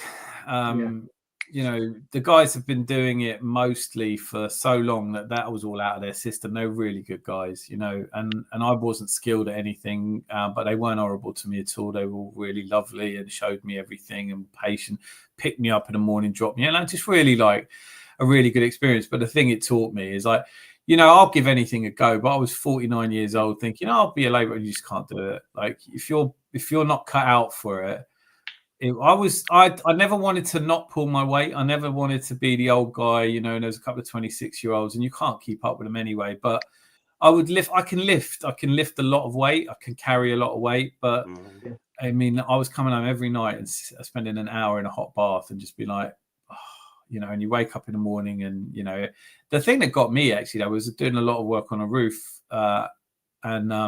is you wake up, when it got to about April, you wake up in the morning, you're looking out the window. If it's raining, they're like, no work today. And you're like, well, that's all right. I don't mind having a day off. But I'm not getting paid for it, though. No, that's the worst. Not getting paid for it's the worst. No, self-employed, that's what I am. If you don't go into work, you don't get paid. But then it builds character. The last time I was on the roof, I actually, we took the tiles off and we were putting the timbers on the roof, or the joists of the roof, from the whole house to the extension that we built up. And that was when I literally fell off the timber, because I was doing it, nailing them in with the nail gun, and I literally fell off. I went through the felt and I landed in the loft, and it was a good job it was boarded out, because I broke 4 ribs.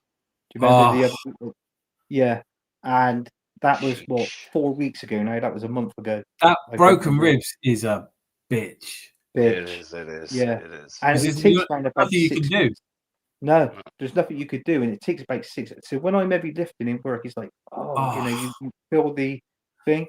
And then I No, went I mean, on holiday at Cornwall when you went away, Dan, because you didn't do a show. That was the same weekend. Came back to work on Tuesday, and I ended up dislocating my middle finger. I was literally hitting a wall down with a sledgehammer, and I caught my finger between the sledgehammer and the edge of the wall, the corner of the wall, and it was this finger, the middle finger. So it was. That's painful, man. And that's what Do you use a you lot. think you should get a different job now? You know, you've hurt yourself enough, buddy. I've had so many accidents, Fresh, it's unreal. Going back last year in February, I fell off a scaffold. Dude. Yes, I fell off the scaffold, not the bottom, How high top tier, the middle tier, Me. and I landed on my feet. And It's I still tell you 10 what, feet, isn't it? yeah, Oh, the yeah. pain that shot up, it was like, oh, it was unreal. The only accident I've had was I come back from holiday, went to Spain, had this lovely villa. It was a beautiful, beautiful week away. Didn't see a soul. Beautiful view over the sea. Could just about see Barcelona in the distance. Fucking brilliant holiday. Come back and it's a Sunday, and I'm all for just chilling out. And my girlfriend at the time was like, "Come on, let's do the hedge." And I was like, "What do you mean do the hedge? I'm not doing the hedge. Why would we do the hedge? I've just come back from holiday." She goes, "Oh no, I'll fucking do it then." And I'm looking out the window watching her with a cup of tea, and she's like wobbling around on this ladder with a hedge trimmer. And I was like, "Come here, give me that." So I got up this ladder with the hedge trimmer, and it was my own stupid fault. I can't blame anyone. But I thought I put one foot over here out off the ladder on a and I'll be all right. And I wasn't, and I landed straight on the brick wall from about 12 feet up. With this strimmer still going. Luckily, I had a kill switch, and I could see her face as I was falling, and it was like, and then I'm lying on the floor, like completely winded. And bear in mind, I didn't break ribs; I bruised ribs. So, like, I can only imagine. No, I think I had a hairline fracture on 2 ribs, probably on one side where I'd landed. But I got away lucky. I mean, if I'd hit my head, that would have been a lot easier on me. But like, I got away lucky. And then I got what's it called? Novocaine? Not Novocaine. Was it the? Mate, that was codeine. I was on codeine. I was given loads of codeine, and I was off work for 4 weeks. Whoa. And I barely moved, mate. And that's it's not mad, isn't it? How a small fall can just take us out, isn't it? In some way, you know. You know, like people, like, you can just get in a bit. But what you want to do, mate, is you want to be a chess grandmaster. Yeah, I think you guys need to stay away from tools, sharp things, and paint pots and stuff. Mate, you make you laugh though. The funniest, the near-death experience I had was I had a lovely little, like, worked with this guy. He was the decorator, and he was stoned all the time. And he was like, "Have a blast on that." And I was like, "Yeah, well then," because I was painting a chimney. And I was like, I hadn't had a smoke for a while. I was properly stoned, and I'm painting this chimney, loving it. You know, just beautiful sunny day, up a roof in Tunbridge Wells. You know, like beautiful day, beautiful view. Everything's right with the world. I'm stoned, and there's a little protective wall behind me. I was like, I haven't got a hook up to anything. I'll just, it's about 20 feet. Oh, you didn't have a harness on, no? No, nothing at all, because there's a wall behind me. So I thought the worst I'd do is I'll roll down the wall. Anyway, I'm so stoned, I've started doing the other chimney, and it never really occurred to me. And then suddenly I turned around and realised it's just a straight drop down 20 feet. And I started getting the fear.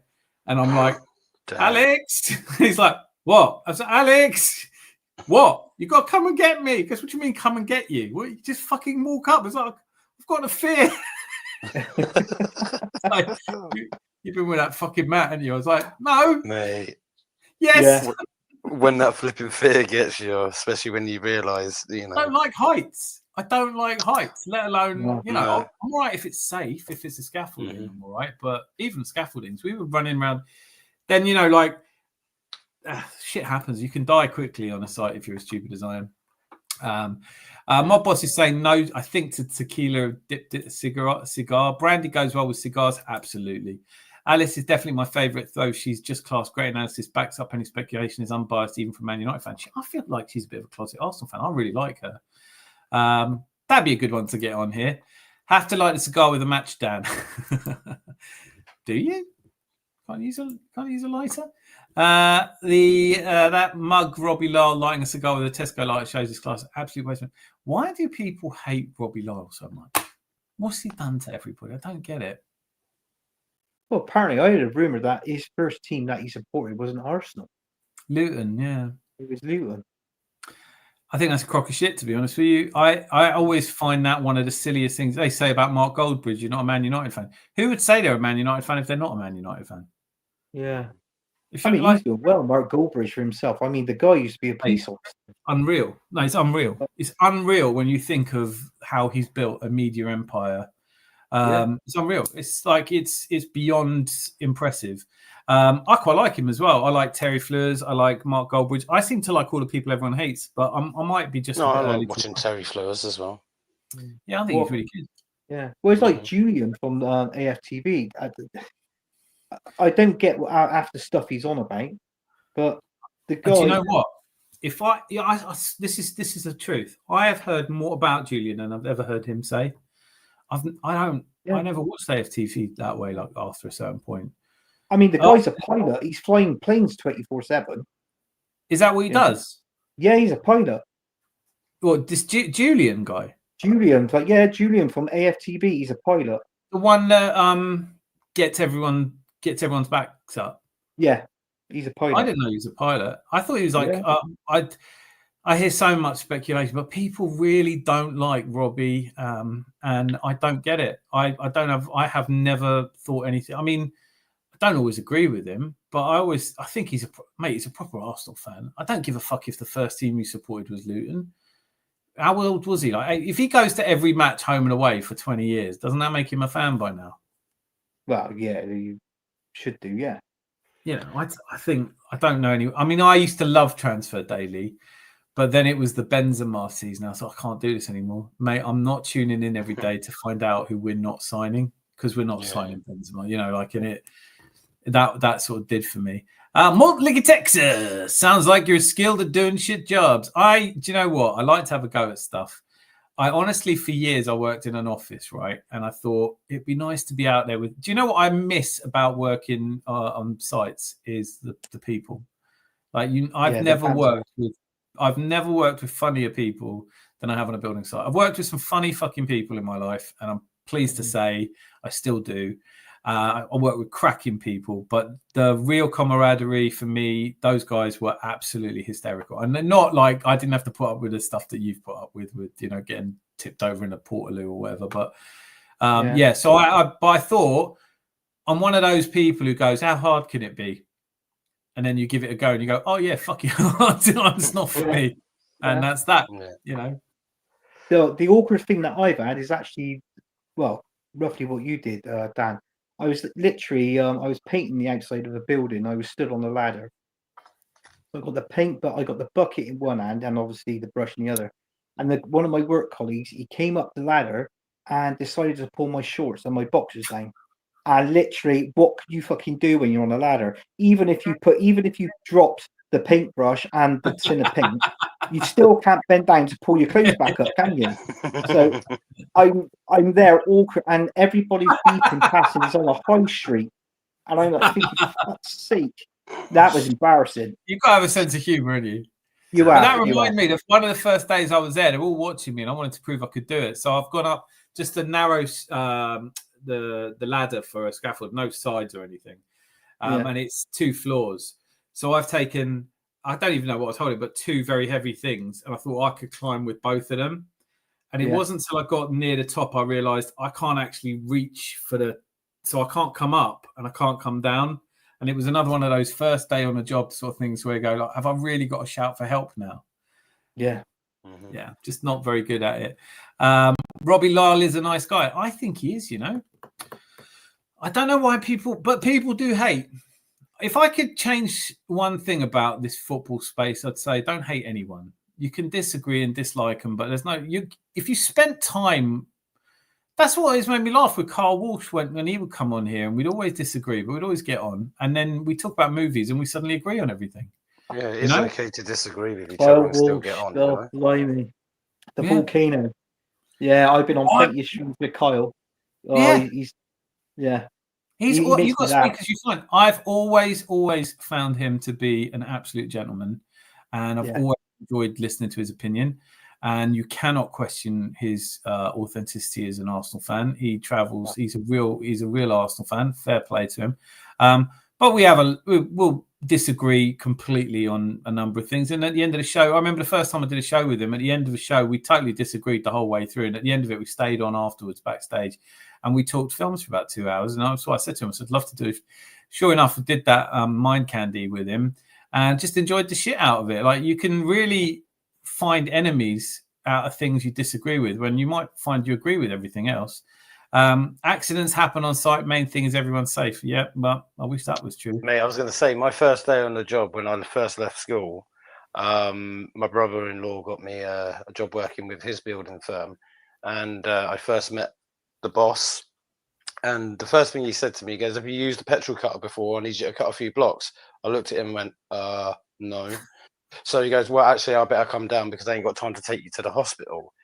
So he come down, he started it up, and just as he was cutting it, he went straight across his shin. Ooh. And I was like, yeah. So Daz had to take him down the hospital. So he left me with this other guy called Colin, who was up the ladder. I guess he was masticing the windows. And then all of a sudden, this guy's ladder slipped, went down, hurt himself. I was like, "What is this place? Everyone's hurting themselves. What's going on?" Well, no one bitches about it either. Like, the number of people I've worked with who are missing a finger, or they've got a deep, chainsaw wound, and you go. For me, the ankle grinder was always the scariest thing. Yeah. We were up this really rickety ladder. We had this really rickety scaffolding. Me and this other 18, he must have been 20-something stone, and I'm a heavy guy as well, and we're wobbling this fucking thing around. And you got to, he's doing the plastering, so you got to cut out bits to plaster. Yeah, and I'm like, well, this thing didn't have a kill switch. You just put it on, and then if you dropped it, you think, well, if that lands on me, that's going through. You see it going through the masonry, and you're like, I don't want anything to do with this in my life. Like, there was a point there where I was up this ladder, I was just staring off into the distance, going, I think I do prefer working in offices. Do you know what I mean? There's always dodgy tools, weren't there? Always 30 years in an office, never a moment of fear for my life. Do you know what I mean? Paper cut. I can't do office work. I couldn't do it. I'm basic on computers. I can see you working in a bakery. No. With those I see you in a bakery. 2 rolls of bread in there. How many trays of buns could he carry? All of them. Let me just say hello to Gary from Don't Waste a Trip. Hello. Hey, Gary. Bye, Gary. Big up, Gary. Bye, Gary. He is a waste man. You do not ever smoke a cigar with a lighter ever. I'm sure I have. Like, I mean, can we just? That's a little bit much. You can't hate a person because he lit a cigar with a lighter. I've seen people do it. But, from now on, I won't do it. I don't want to piss anyone off. Big up Fresh Trip Art. Where are we? Hello, Rosie. Oh, look at this. Boy Tendio. I dislocated me middle finger on you. Excuse me. A rib fracture is the most painful injury known to man. It's up there, isn't it? It's a motherfucker. It is, yeah. I mean, I torn ligaments in my knee as well. First time I'd done that was a football injury. From my kneecap down to my ankle, I ripped every single ligament in my knee. I was in plaster for 4 months. So, dude, how are you still walking? I'm a walking time bomb. You should be RoboCop right now. Yeah, people say to me, because you could really put me at the top of the table, top of the list for being so accent-prone.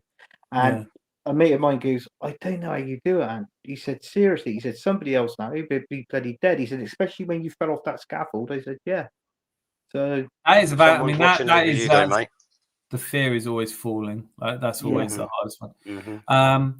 What was it? Rib fractures, mate. I definitely. The worst thing about rib fracture is that it hurts when you breathe, right? And there's nothing you can do about that. When you try and cough. Oh my gosh. No. Coughing, you just can't cough. I've had so much pain in my ribs. So I'm not even coughing. I don't care. I'll just choke on my own. I always try and go like that sort of thing because you can't do no more than that, man. Sneezing when you're like, no.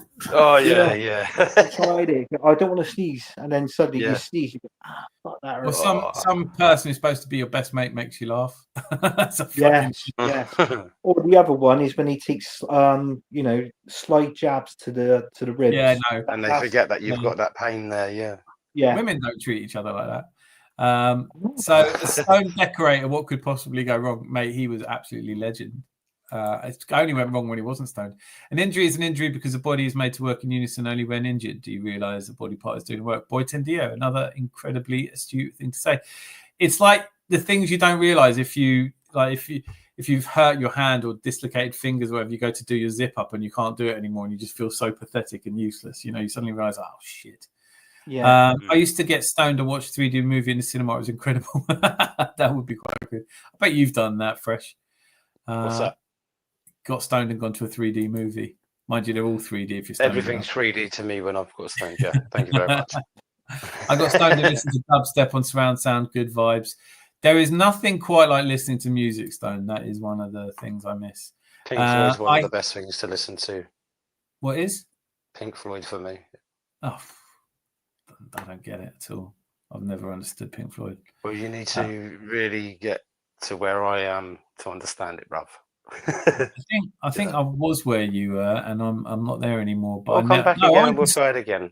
I went to school with one of Pink Floyd's sons. It was like I'm from nice. the Pink Floyd era. Like I just don't. It doesn't do it for me. Fair enough then. What about you, Anthony? Not Pink Floyd? Yeah, I don't mind a bit of Pink Floyd. Good lad. Good lad. Easy going. Julian is not a pilot. I know people who work with him. What's going on, Anthony? Are you steering me wrong? No, I've been. He is a pilot. I honestly don't know. I think people are entrenched in their opinions on Robbie Lyle because they were attached to previous personalities on AFTV like Claude or Troop. I could never stand Claude, sorry. Rest in peace and all that. But Troops, I started off really liking Troops. Troops really reminds me of a good mate of mine. But after a while, it just gets too angry, too much. DT always looked a bit of a melt. Claude, what a guy. You liked him? Yeah. A little story. Do you know when he got sacked from AFTV? Yeah. He did his own show, Claude and the Bandsters. Oh, yeah. I was a guest on there a number of times. What was he like? Was he all right then? He was like nice guy, Claude. Nice guy. Claude was actually quite sound, but you know. Yeah. He do you know what? With Claude, he knew if you picked out a game, he'd tell you who Arsenal was playing, where it was to, who was in the starting 11. Oh, he was an Arsenal head for sure, wasn't he? Yeah. What minute the goals were scored in, and you're like, flipping out. Yeah, I can't do that. No, I mean, there's no question about what his fan status. I mean, but I always thought when I first started watching him and Ty, I always used to think, is Claude his carer? Because Ty looks like, do you know what I mean? I'm not trying to be rude or anything. I was like, is it one of them where, because he puts up with him, and I just think that Ty's not. Well, I think it was quite obvious that Claude didn't really get on with Ty, but I think their argument sold on the show, didn't it? The debate. No, hang on a minute. I have it different, and I'm ready to accept I could be wrong. But my understanding was that before AFTV launched, on the away trips, Claude and Ty would sit next to each other on the coach and argue like that all the time. Yeah, they did. It was something they brought onto AFTV. They didn't meet on AFTV. They knew each other before then. So I just think that's. I wouldn't want to sit next to either of them on a fucking coach. Do you know what I mean? Like, well, it would be quite annoying to hear an argument going all the way down to the game. Could you imagine? I just don't need it. For me, football was always a bit about belonging to a gang. It was like we all go to football. Of course, you're upset when you lose. Everyone is. Yeah, but it's about the excitement of the game and looking forward to it, not hearing two flipping grown men moaning. Or there'd be a point where you go, "Why did you neck him? You just fucking shut up." Yeah. Julian is not. Where was I? I thought Julian was talent scout for the casting couch. I admit it could just be slander, but I do humour the idea. There are people out there that are just not popular, and Julian is definitely up there in the least popular. Robbie Lyle is a little bit like Marmite. You Brits should know that. Do you know what? I'm going to be contentious again. This whole thing about you either love Marmite or you hate it, it's all right. I love it with a bit of toast. I don't love it. It's all right. If you fucking stand it. That's what I understand that because it tastes a little bit bitter and it's like a bit like tarmac. It tastes like buggery. All right. It's as simple as that. Oh, Robbie has terrible football takes, but that's not unique in British football punditry space. No, it's not. And let's face it, if you disagree with someone, it's a terrible take. However, I don't know if I don't actually. Do you know what, Robbie? I think I relate to Robbie. I think everyone, there's someone that I don't think he's too out there as far as I'm concerned. What Robbie did to Claude is a disgrace. I think Robbie. I tell you what, with AFTV, because they're going through it a little bit at the moment, obviously going through a bit of a change. There are decisions that get made where you think it might not be the decision I'd make, right? But I understand if you've got sponsors paying you thousands of pounds and they go, we don't want him on there. You know what I'd say to them? Well, I mean, there was two factors to that, though. You know, if our next sponsor, you know, Heineken or whoever it is, said, I don't want that fresh drip art on there, I said, well, you can fucking do one, Heineken. And I would gladly. I was going to say I would gladly go because it helps your show grow. Then fair enough. Do you know what I'm saying? No one's getting booted. And I don't even know how to boot people. I'm just having a quick look at it now. The thing is, I genuinely don't know how to ban someone. Is it when you ban them? Collis, we always used to hide cups of water on top of the forklift cage as someone drove away. That's so juvenile. Hide cups of water on the top of the forklift cage as someone drove away. Tip on there. I love it. That's the sort of thing where I remember I worked in this recruitment consultant, right? And they had one of those indoor toilets where it was all boarding, you know, and to get to the cistern, you'd have to pull the board up. And his plumber would have to crawl up the space to get to the cistern. So every time he'd crawl up there, we'd turn the lights off and he'd be stuck up there. And it must have happened. And they'd pour water over him, right? And then he'd be up there drenched. He'd go, you fucking do that. And he'd come out in the hall. There's like 200 sales blokes, all, you know, sales idiots. And he'd come out really near where I was sitting. He goes, I'm telling you, fucking do that again. I'll fucking leave on this job and I won't fucking... Anyway, so they waited. He went back in there. Two blokes followed him in with cups of water, poured water over him, left him up there all night. I shit you not, they locked him in there. They had to pay him off like $4,000 so he didn't go to the police. That was an expensive prank, wasn't it? Yeah, well, it wasn't. It was one of them where, like, this was such a team of animals. We used to make a lot of money, and so we'd get away with absolute murder. We went to the Belfry and got banned.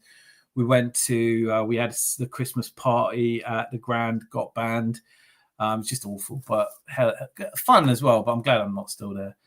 Dominic Herbert. She's put Dominic Herbert now. Is that when you painted that house bright green because it's the only colour the woman didn't like? Oh God, I hate that colour as well. Green, yeah. It's I fucking hate it. Yeah, I mean, he's on par with Dominic Littlewood. So he's on par with Dominic Littlewood. That colour. It's just football. It's not that serious. I'm really glad to see somebody say that, Boy Tendy. I don't think people say that enough. You get what, you know, people go, what do you mean it's not football?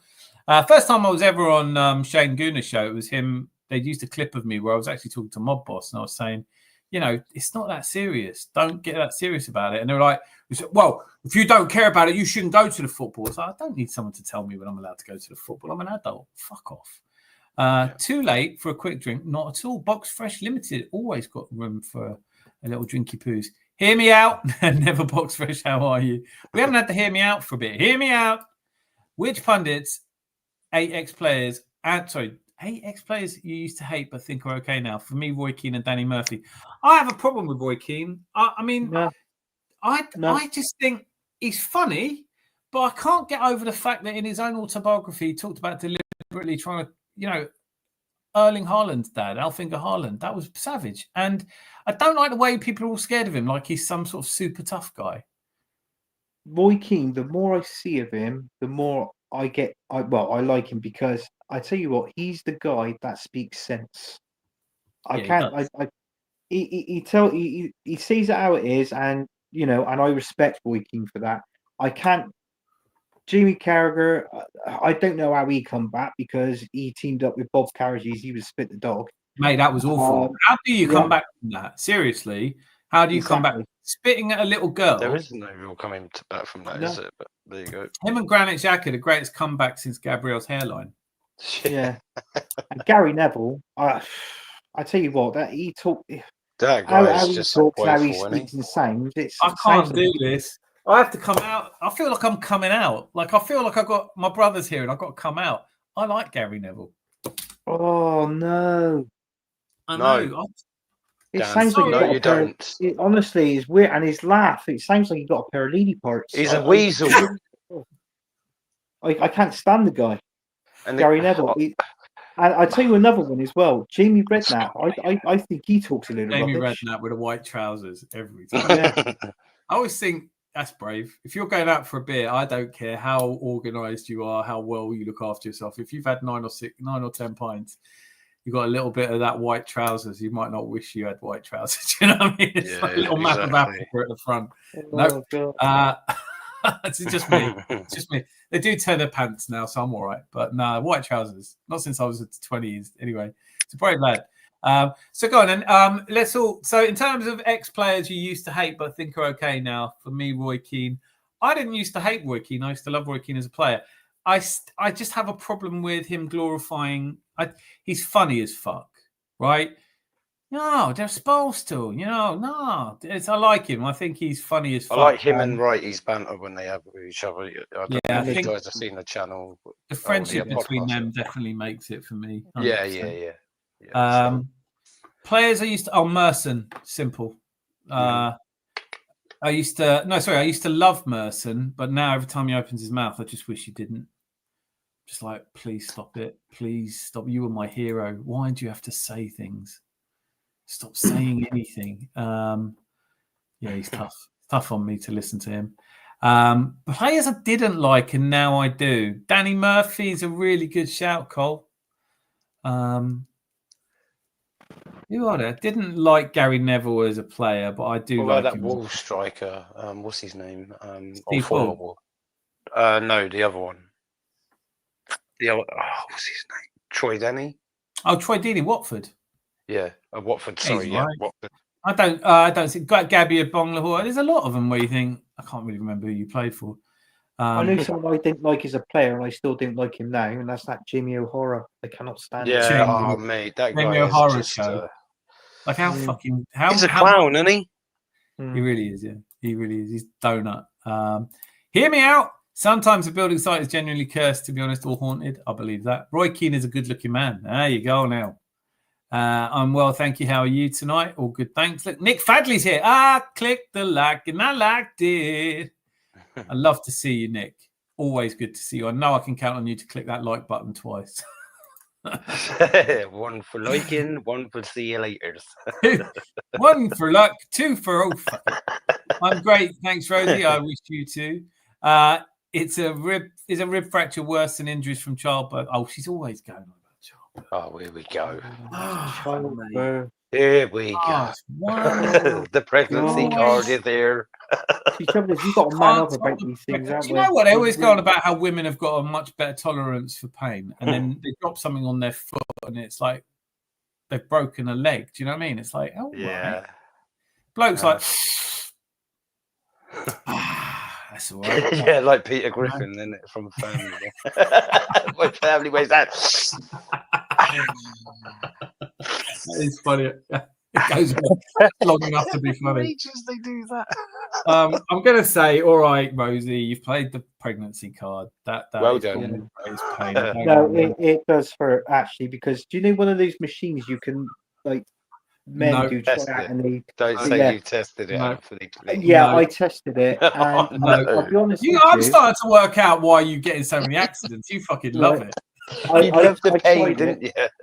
And we was in whose house was it? We was in one of my mate's house, and his wife said, "Oh, go on, try it on." So I tried it on, and then as he turned it up, I hear this voice in the background, "Crank it up!" Fucking cranked it up. Oh fuck! I was there. I was trying to pull it off, and they won't come off because they stick so well. Fucking hell, the pain. So, in all fairness, Rosie is right on that one. I'll give him credit. You got. I mean, like, I honestly, I think if men gave birth, that'd be it. We definitely wouldn't be sat here. Yeah, my dad wouldn't have gone through that. Fuck that. One of my staff chopped her finger off in my kitchen. Brazilian girl called Vanessa. Ketchup everywhere. Clean off. Had to rush her to A&E to get sewn back on. It got sewn back on though. Job's a good one. Job's a good one. I'll never forget my uncle's last words. Stop shaking a fucking ladder. Everyone knows the most painful human experience is being kicked in a Jules. Have I been kicked in the bollocks? I don't think I have. I've had a football one. I've been hitting the bollocks. had the ball in the bollocks. Yeah, we've all had that. Like, I'm saying, has someone ever kicked you in the nuts? Yes, they have, and it's not a great feeling. I have to say, a scale of 1 to 10, it's a bastard. It's like wounded pride, isn't it? Yeah, you kind of just sort of like it away the best you can, but then it's down on the floor you go, and that's it. I'm just going to stay here for a moment. Did you deserve it? Just so I know. No, it was during playing football, and the guy slid tackled into me, and as we both went into it, his knee met my groin. Yeah, no, all right. Kind of has anyone ever kicked you in the nuts? Oh, not maliciously. No, I'm a nice guy. Why would you want to hurt me? I've seen a few fights. I don't think I've ever seen anyone kick someone in the nuts. I think it's just a man code. You just know you're not doing that. I'd have to be so. I can't imagine being angry enough to do that to another fella. Although if I watch just smack him in the face. That's about it. Bosh. I have Rosie. Here we go. Claude was more positive than people thought about Arsenal. I think it's just one of them things. Is like you get on telly when you say things that, like if you look at AFTV and the videos come up and the guy's gone, that was a good game. We did really well against West Ham, and the next person's going, yeah, good win for us. That was a good game. Or Arsenal are back in form, and then one bloke's going, I want everyone killed. You're going to go, what's he on about? And you'll watch him. So he gets more views. So who are they going to have back on? Do you know what I mean? It's like, if you're trying to sell airtime, if you're trying to keep people's attention, you have to have an opinion different from everyone else's. So Claude, for me, when he got angry, you could always understand why he was angry. It was never just random anger. He might be a little bit more pissed off than I was, but you could understand where he was coming from. Yeah. Rory. Now this is another one. This is me stepping out of the closet again. I think I've either got terrible taste or like Rory Jennings. You're talking about, Cole. I like him. I mean, he's got some stupid ideas, but I quite like him. I think he's mind you, don't watch him that much anymore. What are our thoughts on Rory Jennings? Any strong views? I don't have no thoughts on him, no. Oh, lovely. Nice quick one, that one. Thanks for asking, Liv. My pleasure. I detected a bit of Bristolian there, yeah. Just a faintest text. You're very welcome. Childbirth lasts hours. I'm a man, so I admit I'm ignorant on the issues of childbirth. I think we're all, apart from Anthony, who's actually done it. Well done to you, son. Yeah, I've never given birth personally myself, but I'll give anything a bash, you give twins a bash. Not like that. Come on. All right, good to know. Pencil you in for a Christmas party. Maybe you can get that machine and do it live on the show. Do you know what? I want to address this one, Cole, because I hardly ever disagree with you. But the AFTV fake roadman accent, I hate to say it, that's not a fake accent. Like, people do speak like troops.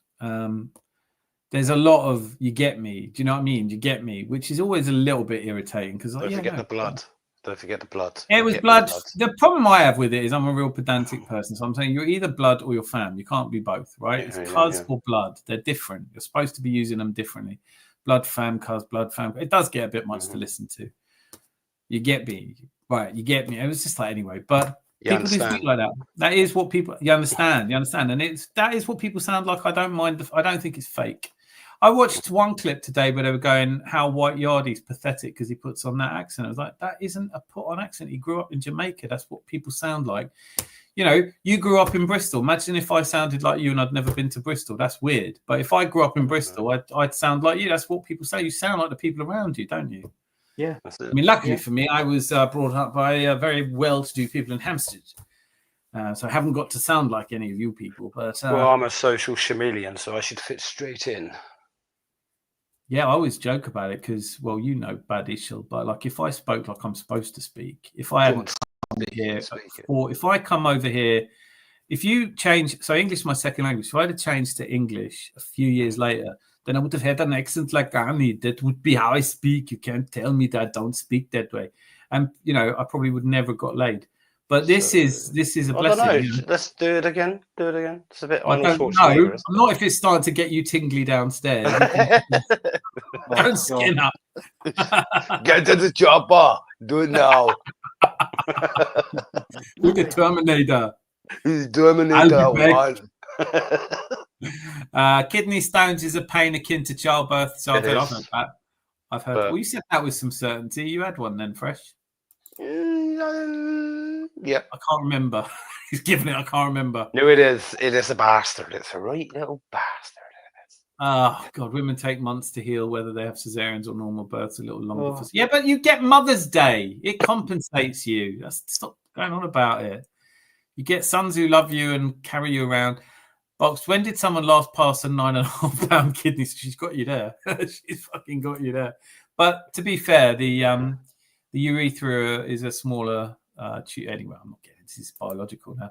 It's not the size that matters, Rosie. I'm always getting told that. What's the roadman accent? Scene, bro. Let me tell you now. You know, it's like what I'm saying, yeah? You get me? Which you get it right. Yeah. It's funny, like I'm just old. I'm an old guy now, right? So when I grew up in London, there was Cockneys. There wasn't anyone else. There was it was like if you spoke a little bit everywhere. Nobody spoke any different. It wasn't like, you know, wherever you were from, you spoke like a bloke, you know. Yeah, and then it sort of it changes with every generation, but now it's a lot of you know. Well, I don't know. Milton Keynes is the same, innit? I've seen people from Milton Keynes that sound like that. That's true, Box. Yeah. Fake young London accent. Allow it, bruv. Allow it, lad. I like Nev as a pundit. Hate him as a player. Yeah, Gary Neville. I'm on that. That's where I'm at. Glenn Hoddle is one of the best. Reminds me of Spuds. I just don't like Glenn Hoddle ever since he did that, you know, Eileen Drury thing. That was a bit. Dan has a hint of the Glenn Hoddles about him. What? I'm struggling to see that. Sorry, I'm struggling to see Glenn Hoddle. I take Oscar the Grouch, but you don't mean look like. Do you mean like sound like? Because I'm not. I do not sound like fucking Glenn Hoddle. If I do, I'm changing back to permanent Glasgow or Austrian. You know who I can't stand, but as an Arsenal boy, Dixon. I love Dixon. I don't like Michael Owen. There you go. We can agree on that one, Box. Yeah. How can you not like Lee Dixon? My favourite memory of Lee Dixon was coming around the parade in the. I can't remember which season it was we won the league. I don't think it must have been 2002. Maybe it was 98. But anyway, and we had songs for all the players, and then Lee Dixon walked around, we all just clapped. So no one had a song for Lee Dixon. To this day, the only song I remember for Lee Dixon was what the away fans used to sing, "If Lee Dixon plays for England, so can I." I do like Ali McCoist a lot. Fucking hilarious and knowledgeable. I do like Ali McCoist. He's got roadman accent. Watch Top Boy. Yeah, there's a lot of people in that are putting it on, definitely. Ali McCoist is quality. A lot of games on tonight starting now. Is it? Oh, is it? I might give that a try. I had a real touch on the England game. I put some good bets on that one. Rose, pregnancy card. I'm dead. Men can't handle pain. Every one of you are feeble. I'm dead. Yeah, until you want a war fighting, you know what I mean? Until you want a war fighting or someone getting up in the middle of the night to see who's coming through the door, then we're not that feeble. Don't get me fucking like bashing men. We die younger, man. I find Martin Keown a bit annoying as a pundit. It's a shame because he is one of my all-time favourite Arsenal players. I like him. Oh, I think he's all right. I do. But that's just me, you know. That's just me. Dominic Herbert's back. Keown's unashamedly biased. That's why I love him, I think. Malt Licky, Texas. May your uncle forgive you for that joke. I booted Anthony in the proverbial when I caught him shafting that old woman. Theo Walcott is turning out to be a good pundit. I don't like the. Oh, mate, that's one. You've hit one I don't like. No joke. I think Claude would be pretty disappointed with Lee Gunner and friends for still being negative and not backing the team as things currently are. What do you reckon? You knew him. I didn't know him, Anthony. Do you think he'd have been on board with it? And would you think he'd have been pro Arteta at this point? Who's this? Sorry. Claude. Yeah. No, he wasn't Arteta's biggest fan. He didn't want him. But now, do you think he would have been? Give him some credit for what he's done. Good question. No. I would actually say he would be split different. To be honest, he'd probably be in two minds because it's a lot different from what he was seeing beforehand, wasn't it? So I don't know. It's hard to really say, really, without him actually being here saying his own thoughts. I love it when you say it's hard to know that. It's like I always do a seance. Fuck it. Yeah, of course it's hard, but Yeah, let's do a little science then. yeah. Is there anybody there? No. Oh, well, that was quick. It was Claude and Chiggs that kept Lee Gunner somewhat grounded. I think they'd be Arteta in at the present. Listen, I don't want to go in on anyone, but sometimes I watch like Northside LDN, and he's going through a really tough time at a relationship breakup. I watched Lee Gunner do a stream where he went on Mr. DT, and sometimes whether you like or you think you like someone as a person, I was watching it thinking, I just feel bad for him. I feel like someone needs to step in there and go, "You're all right, mate." Because people are having mental breakdowns on YouTube, and everyone's like got the popcorn and watching it, and you just think that's a little bit unsavory for me. I really think as well, there's some pain there. There, you can feel it. There is some sadness. There's some vulnerability. There's some. Well, humans are humans, aren't they? They feel so simple as. Yeah. You know, Humans we all feel. I don't. I mean, I'm heartless, but I do. You I don't? can. Nah, I don't. I had my soul surgically removed when I was young. What about Ras? Ras Clot. All of them are Ras Clot, Bomber Clot, and all this thing. It just means it's whether it's like it's either slang for tampon or toilet paper. That's what Clot means. It just means them are Ras Clot. Why you taught me about that for? It is basically all it means, man. Them Bomber Clot thing. Anthony, can you do your Jamaican for us, please? Oh, I can't. That's one I can't do fresh. Honestly. I bet you tell you what, if you spend some time in Barbados, you could do Bajan because that's West Country. Okay. Red Stripe. There you go. It's really funny. You go over there and they all sound West Country. It's a real tinge to the accent. Red Banks beer. You like drink Banks beer. I like Banks beer. That's what they sound like. It is the most beautiful accent. It's like it's lovely. It's a beautiful place. Do the accent with Bristol, obviously you've got the Bristolian accent, and then you've got like an hour up the road, you're in Somerset, a place called Somerset. Mm-hmm. But when you actually listen to someone that's Bristolian compared to someone that lives in Somerset, the Somerset act is really strong. You think mine's strong, they're proper strong. No, I mean I've been to Somerset and can't understand people. It is strong. Never have you seen two. You know what's funny though? Like when people do Bristolian or West Country, they do exactly the same as if they're doing Norfolk. And it is a different accent, but to everybody's ear, it sounds so similar. It's funny. Yeah. Tingly downstairs, all dirty boys. Come on, sing along with me when I say you say and P. Lee and P. But fam, you're just not hip with it, blood. You get me? If you were one of them, the one thing that does piss me off about the urban London accent is when they use man interchangeably. Man's got to eat, innit? And what's man saying? And it's like we've lost all our pronouns suddenly. It's like that really bothers me. I'm old too, Dan. That's why roadman accent sounds fake to me. It's not fake though. I will say this: like it is not fake. It might sound fake. I mean, no. When I was a kid, everyone used to go "Watcha," and now it's Wagwan. Like it is just, it's different. Every culture's evolved, man. I normally get what you're saying. What are you saying? I haven't said anything yet, but I'm about to say something. But I have no problem with any accent if it's authentic. If that's how you sound, like Troops, I don't think there's any hint of put on that at all. But when you hear the evolution of Lee Gunner and things become ting, and that's where I think like at 40, you should probably have your accent by now. Stop fucking, Yeah, I say the same thing to my mum. I say, "Mum, stop calling me Wagwan every time." You're like 71 years of age. Relax yourself. Yeah, Lee Dixon's voice is so monotone. I like his voice. I think he just sounds like he's from Manchester. You're not from the ends. We talk about Cotch in my yard. If I have trouble sleeping, I'd listen to Lee. That's sexy. I remember before Claude passed that he said things were going to turn around with Arteta, both him and Chiggs. It's fascinating considering it now. Cecil and Dan Potts have replaced Turkish and James on Forever Arsenal podcast. That's not a good replacement. Curtis. Curtis is a good replacement. Curtis is decent. I mean, I had my problems with him. DJB says, Ray Parler, underrated player and pundit. Hope you're well, guys. Evening in the chat. Evening, DJB. Ray Parler, absolute fucking legend. Ron Ferdinand, you are Ray Parler. I fucking love Ray Parler. Ray Parler's probably... His goal against Valencia is one of my favourite all-time goals in the North Bank. Almost felt like we were going to fall out.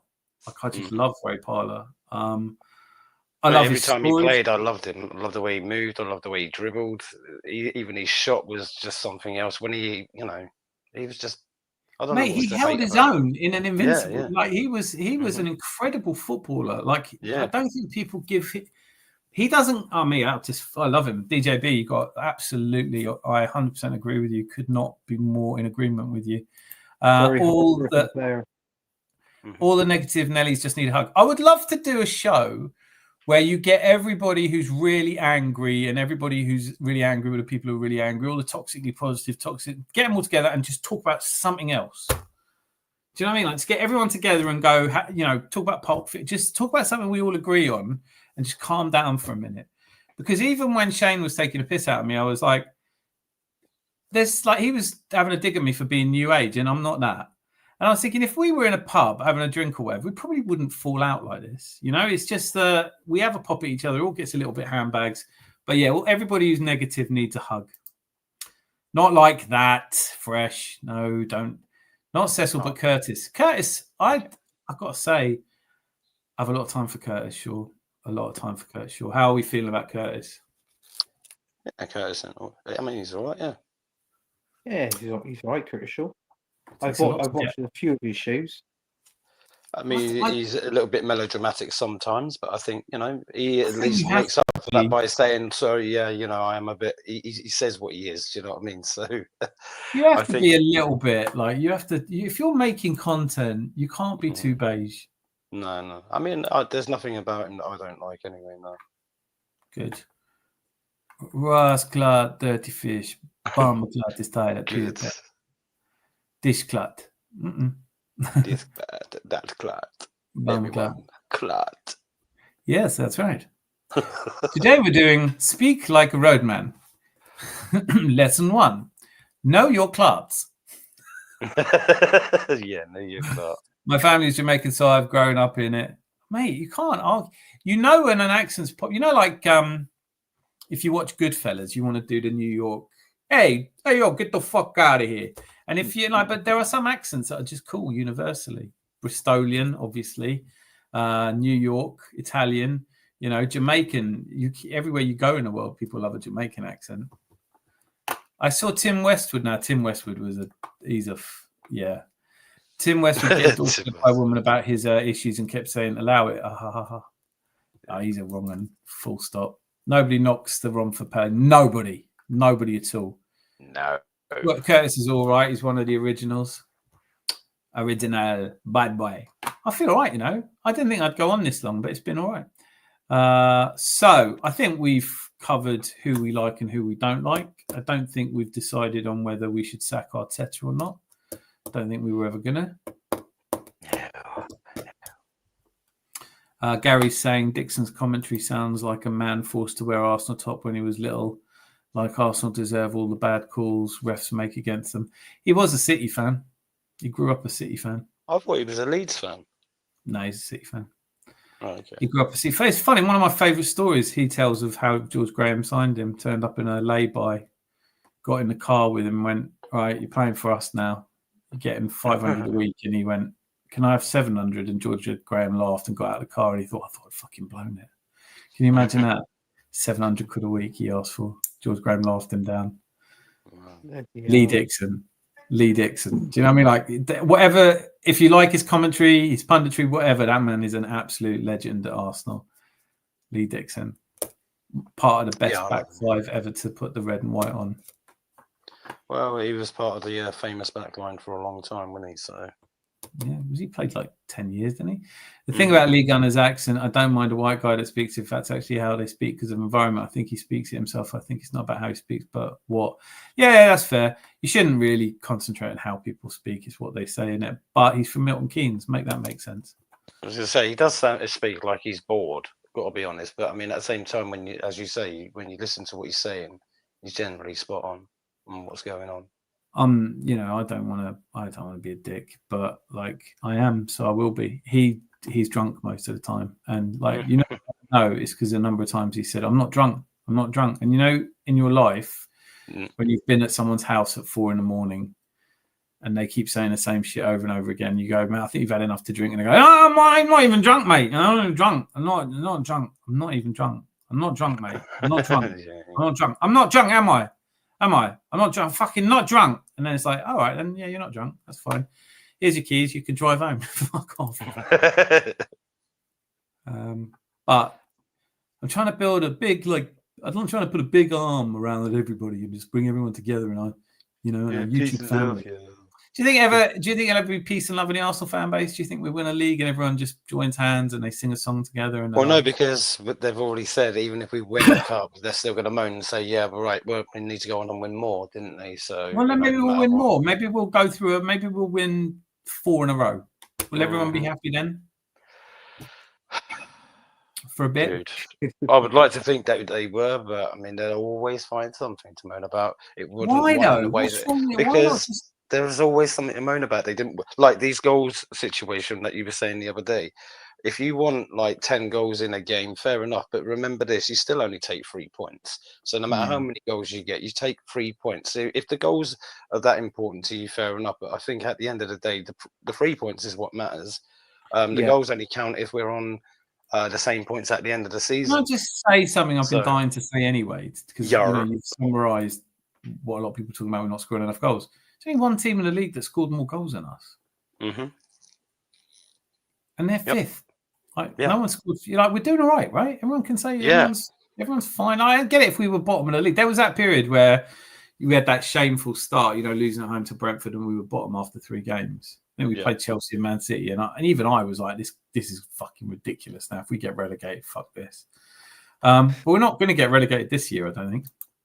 I love these. I think it's safe to say that we're not going to get relegated this year. In fact, I'm pretty much sure that you could bet your life then that we're not going to get. I'm never betting my life. Well, all right then. Bet your house. Don't do that. Obviously. I mean, don't. I've done some silly betting in my time. Don't do that. But that's a bit much. Right now, I haven't put any money on who's going to win the league because I don't know yet. And by the time I do know, it'd probably be like evens or worse anyway. I feel good about our chances. That's all I'm saying. Yeah, of course you do. Why wouldn't you? We're top of the league. We are top of the league. Out of interest, what were the 3 toughest seasons out of your top 3 points total thing? Oh, yeah. Okay, so the T3T only counts. It's a bit of a shortcut. Well, actually, it's on my computer. It's a bit of a shortcut because this is what Cole's asking about. Is I went down a rabbit hole trying to work out if you could see which was the most difficult season to win, because obviously last season there weren't a lot of points scored in the league. But in order, the easiest seasons were, where is it? Games lost, sheet. There we go. Yeah, season ending. The hardest 3 leagues to win. Sorry, hardest, for some reason I've done hardest 4 leagues to win. Was 2024 season. So the season we finished on 89 points and finished second. 2022, which was less hard. 2019 and 2009. They were the hardest leagues to win. The easiest were 2001, 1998, and 1997. It's changing. Football's changing. But what you see now is, we're going into this game against Fulham, right? You can be relatively confident, but Fulham can still turn you over on their day. If we turn up and we're not at it, and Fulham are at it, we just got to be on our game, I think. Yeah. And that's we play Fulham. We're always thinking about Smith Rowe, our ex-player, aren't we? We were thinking, and Iwobi, and Leno, and Reece Nelson. There's fucking loads of them out there. It's like the B team, isn't it? Well, yeah, but I mean, with our ex-player Smith Rowe, Iwobi's there as well, though, isn't he? Yeah, he's starting. Smith Rowe's not starting. Iwobi's doing really well over there. Again, we know what Fulham can bring, don't we? We know they can bring a sting in the tail to us, so we have to be on the front foot on this game and not underestimate them for for any reason whatsoever. So as long as we go there with the right frame of mind to just play our game, yeah, I think we can get the points. But if we go there thinking naively, then we might struggle and get penalised by Fulham.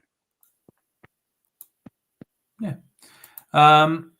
So, but my point was more just that in a really tough league, a league that's really tough to win, there's fewer points distributed in the top three. Yeah. You know, in a team that's really easy, Man City go and beat 19 teams in a row. They accumulate a lot of points. But they're not going to do that with a good Crystal Palace, a good Fulham. Bournemouth can beat you on their day. Brentford are a tough team. Tottenham, I hate to say it. There's a top 10 teams that could beat you on their day. And even if you go to the bottom, look at what Wolves nearly did to Tottenham. You got a lot of competitive teams in the Premier League. Some years it's more competitive than others. Last season, it was not competitive for us. It was quite boring last season, to be honest. I've got to be honest. Yeah, it was shit. And I think there's another thing here that we don't talk about enough. There's too many games being played. There's too many. With Europe, with international football, with 2 cup competitions, these guys are playing 60-something games, and I think you're seeing it. Bet on us winning it while the odds are half decent. I think this is not the best odds you'll get on Arsenal. I think we'll go out to second favourites if we have a poor run. But I cannot be betting significant money on something where I get evens. It's just not worth it. I'd rather take it to black in a casino. It's a completely different landscape now. Football is 10 times harder than it was back then.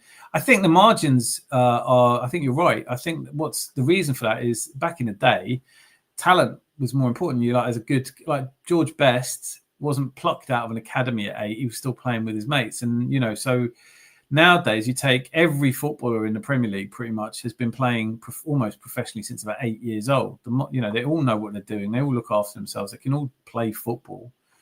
Back in the games where, teams like Wimbledon can come up, there were people in there who couldn't really. John Fashanu is not a silky footballer. He was all elbows. But, this is a different landscape, this sport.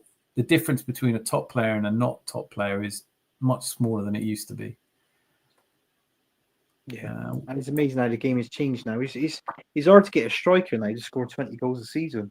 I mean, you look years ago, you used to have the likes of Shearer, Ferdinand, Dwight York and Andy Cole and Dwight York in the same team getting over 20 goals. Yeah. We had 4 strikers, Anthony. We had we had Anelka, we had Thierry Henry, Ian Wright, Dennis Bergkamp, Davor Suker, Nwankwo Kanu. We always had 4 strikers. Lewis Bowen-Morte as well, wasn't it? Winger, really. Oh, and he wasn't there. No, he wasn't there that long either. He went to Southampton, didn't he? But Christopher Ray, if he hadn't had Christopher Ray, we'd never have won 97, 98. It makes me laugh when they go, you need a top striker. You don't. You just need someone who can come in and do a job for 6 or 7 games. I mean, he was a decent striker to play for us. The French one, Sylvain Wiltord.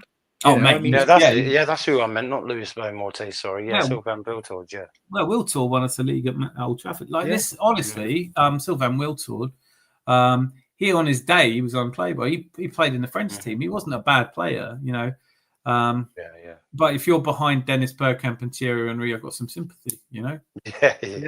Of course. All you got to do is be better than Dennis Bergkamp. All right, then. Yeah. And even then, that's a very hard push. Yeah. Being better than Dennis. No one's better than Dennis. I don't care. His trickery. I mean, that goal sits with me all the time against Newcastle. That little flick onwards, turn around, spins, and then places it in the goal. Forever is burned into my brain.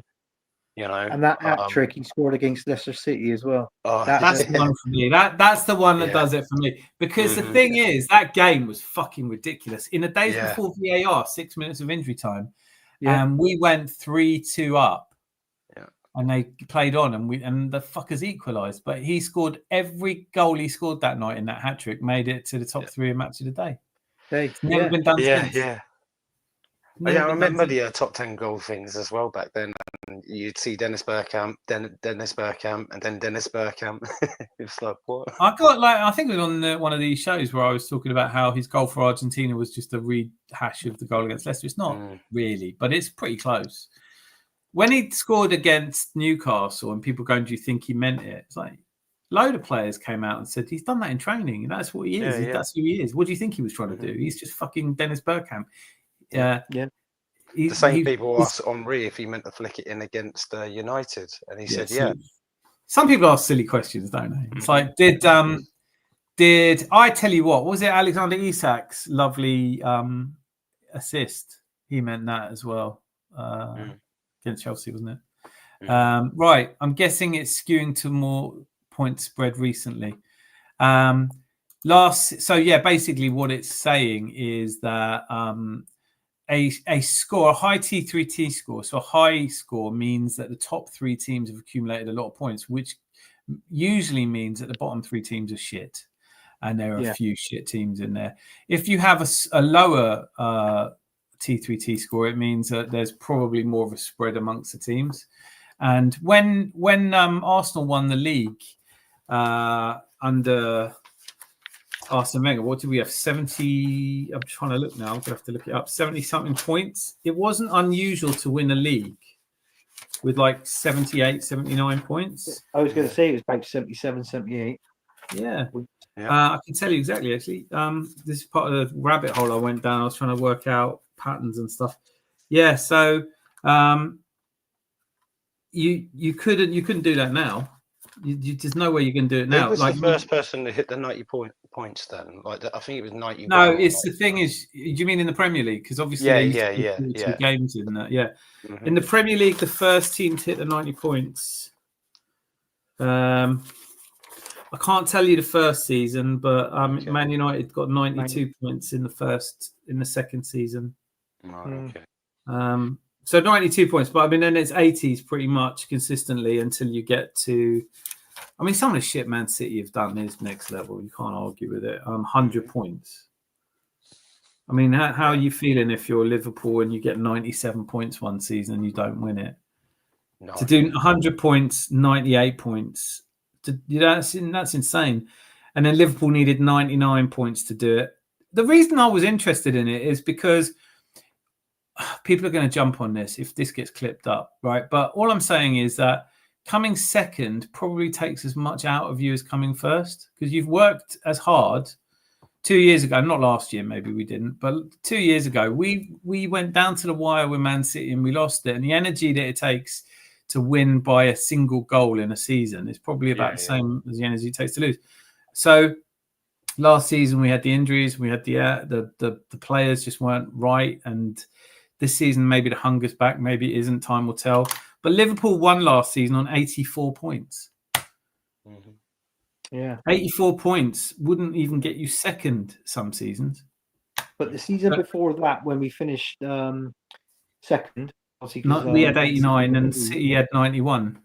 Yeah, and it turns out that it was the game we lost to against Aston Villa. If we would have won that, we would have won. I see it different. I see it different because you're right, but never mind that. We didn't. The game against Fulham, which was like the first home game of the season, or sort of second home game of the season. Yeah. João Palhinha, when he was playing for them, the corner came in. Gabriel wasn't playing. He shot from outside the area and it went in. That was the equaliser. Yeah. If Gabriel had been in that game standing where he normally stands and that ball had come off him and gone wide, we would have been champions. Mm-hmm. That's how mad that season was. That one goal equaliser against Fulham. All right, it was a shit result, but I don't remember anyone on the day going, right, that's the title gone. Well, probably Luca. But do you know what I mean? Sensible people weren't. So it's margins like that. That's what the difference was between margin, though, isn't it? Could have gone and if either way. Arteta lifts that title, then there's people out there going, oh, he's all right. Yeah. I'm going to race through the rest of these comments and I'm going to let everyone get their sleep because I know I need it and you guys have been amazing. We're beating Fulham. Don't be silly, sausage. I believe we are. Every team's got a top player who's on top wages that needs justifying. Yeah, more than one. We've got a few. We've got Kai Havertz. Will Tour, the cult hero, 100%. Don't forget Franny. Are you talking about Fox in the Box? Francis Jeffers. Fucking hell. Oh, God. And then Box Fresh gone, please forget Franny. Let's not forget John Hartson. He did score that equaliser in the cup winners' cup. Oh, never mind. Chamak. Miss Melina, don't do this. You've just arrived and I'm just saying goodnight. All right, Mel. Miss Melina, Queen of Arsenal. You know you love her. Chamak. You know, you Chamak. About him, the better. Isak did not mean that assist. Come on, I think he did, man. I'm sure he did. He's that good a player. Anthony. You absolute legend for coming on tonight. I much appreciate it as well. Yes. I know you've been through the wars a little bit lately, but I think we'll have a whip round and get you a desk job. Oh, Yeah. God. Or at least the bubble ball so you can be protected. Well, we've got to get you that's true. You could be doorman, permanent doorman. Oh, Yeah. I'll definitely be. I'll do the doorman. I'll be the Yes, doorman. definitely. It's a this around here. It's a lovely area. Oh, is The it? Adams on. It's just a sleepy little town. So you will fall asleep at the door. But don't worry about it. No one's coming in. That's right. No one gets barred. That's for sure. Yeah, true. So, last words, Anthony, before we let you go. No, I just want to say it's been a great show. It's been a long time since I've been on, and obviously, people wanted me to come on the show, including yourself, Dan, and Very much. I well, I thought I'd jump on and and take it from there. I'll come on. I'll definitely come on again. Definitely. Good. Nice. I want everyone to come on. I want everybody to come on at some point. It's it's fun to. I want to get to know everybody, but I appreciate you a huge amount. And you've always been like one of the longest, most regular of the regulars. So thank you so much, and for being banter as well. Fresh. Yeah.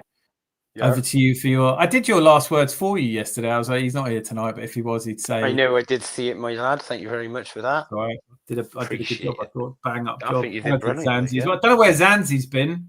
No, I don't know where Zanzi is, and hope he's all right. Cellar. Gonna check the basement. Oh yeah, he was down there last time I saw him. But then again, I did see Anthony go in there with a tool. I'm not saying anything, but he did. That's not a tool. He slipped on some paint or Dan spilled, and it was. And he had a barrow in his hand, a wheelbarrow. So that's not paint. No, it's been a pleasure to see you guys. So Anthony, it's been great meeting you actually live. So take it easy, man. Look after yourself. Let's have no more accidents, okay? No, Dan, it's always been a pleasure. Dan, pleasure always joining you as well. And the chat, you've always been amazing. The mods, super awesome. Good night. God bless. See you all next time, and stay safe. All right, man. Anthony, legend, Fresh Drip, legend, Gula, legend. Thank you, Nath. Brilliant name. You're welcome, guys. You're welcome. Big up, Fresh Drip Art. Hope you're feeling better now.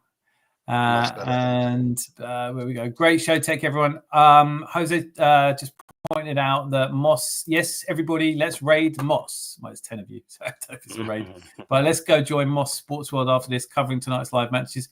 I've got to get some sleep because I'm full of the COVID. I don't know what it was. I had an Irish breakfast yesterday and it's fucking ruined me. Big up, Jose, bro. Great show. Take care, everyone. Thank you. Let's get over to Moss Sports World. Whatever games are on, he will cover in his own inimitable Red Army. Red Army. All right. Until I see you again, what do I lead out with? Do you know what? I've been threatening to do this for a while. I'm playing out with the full, because he was first in again.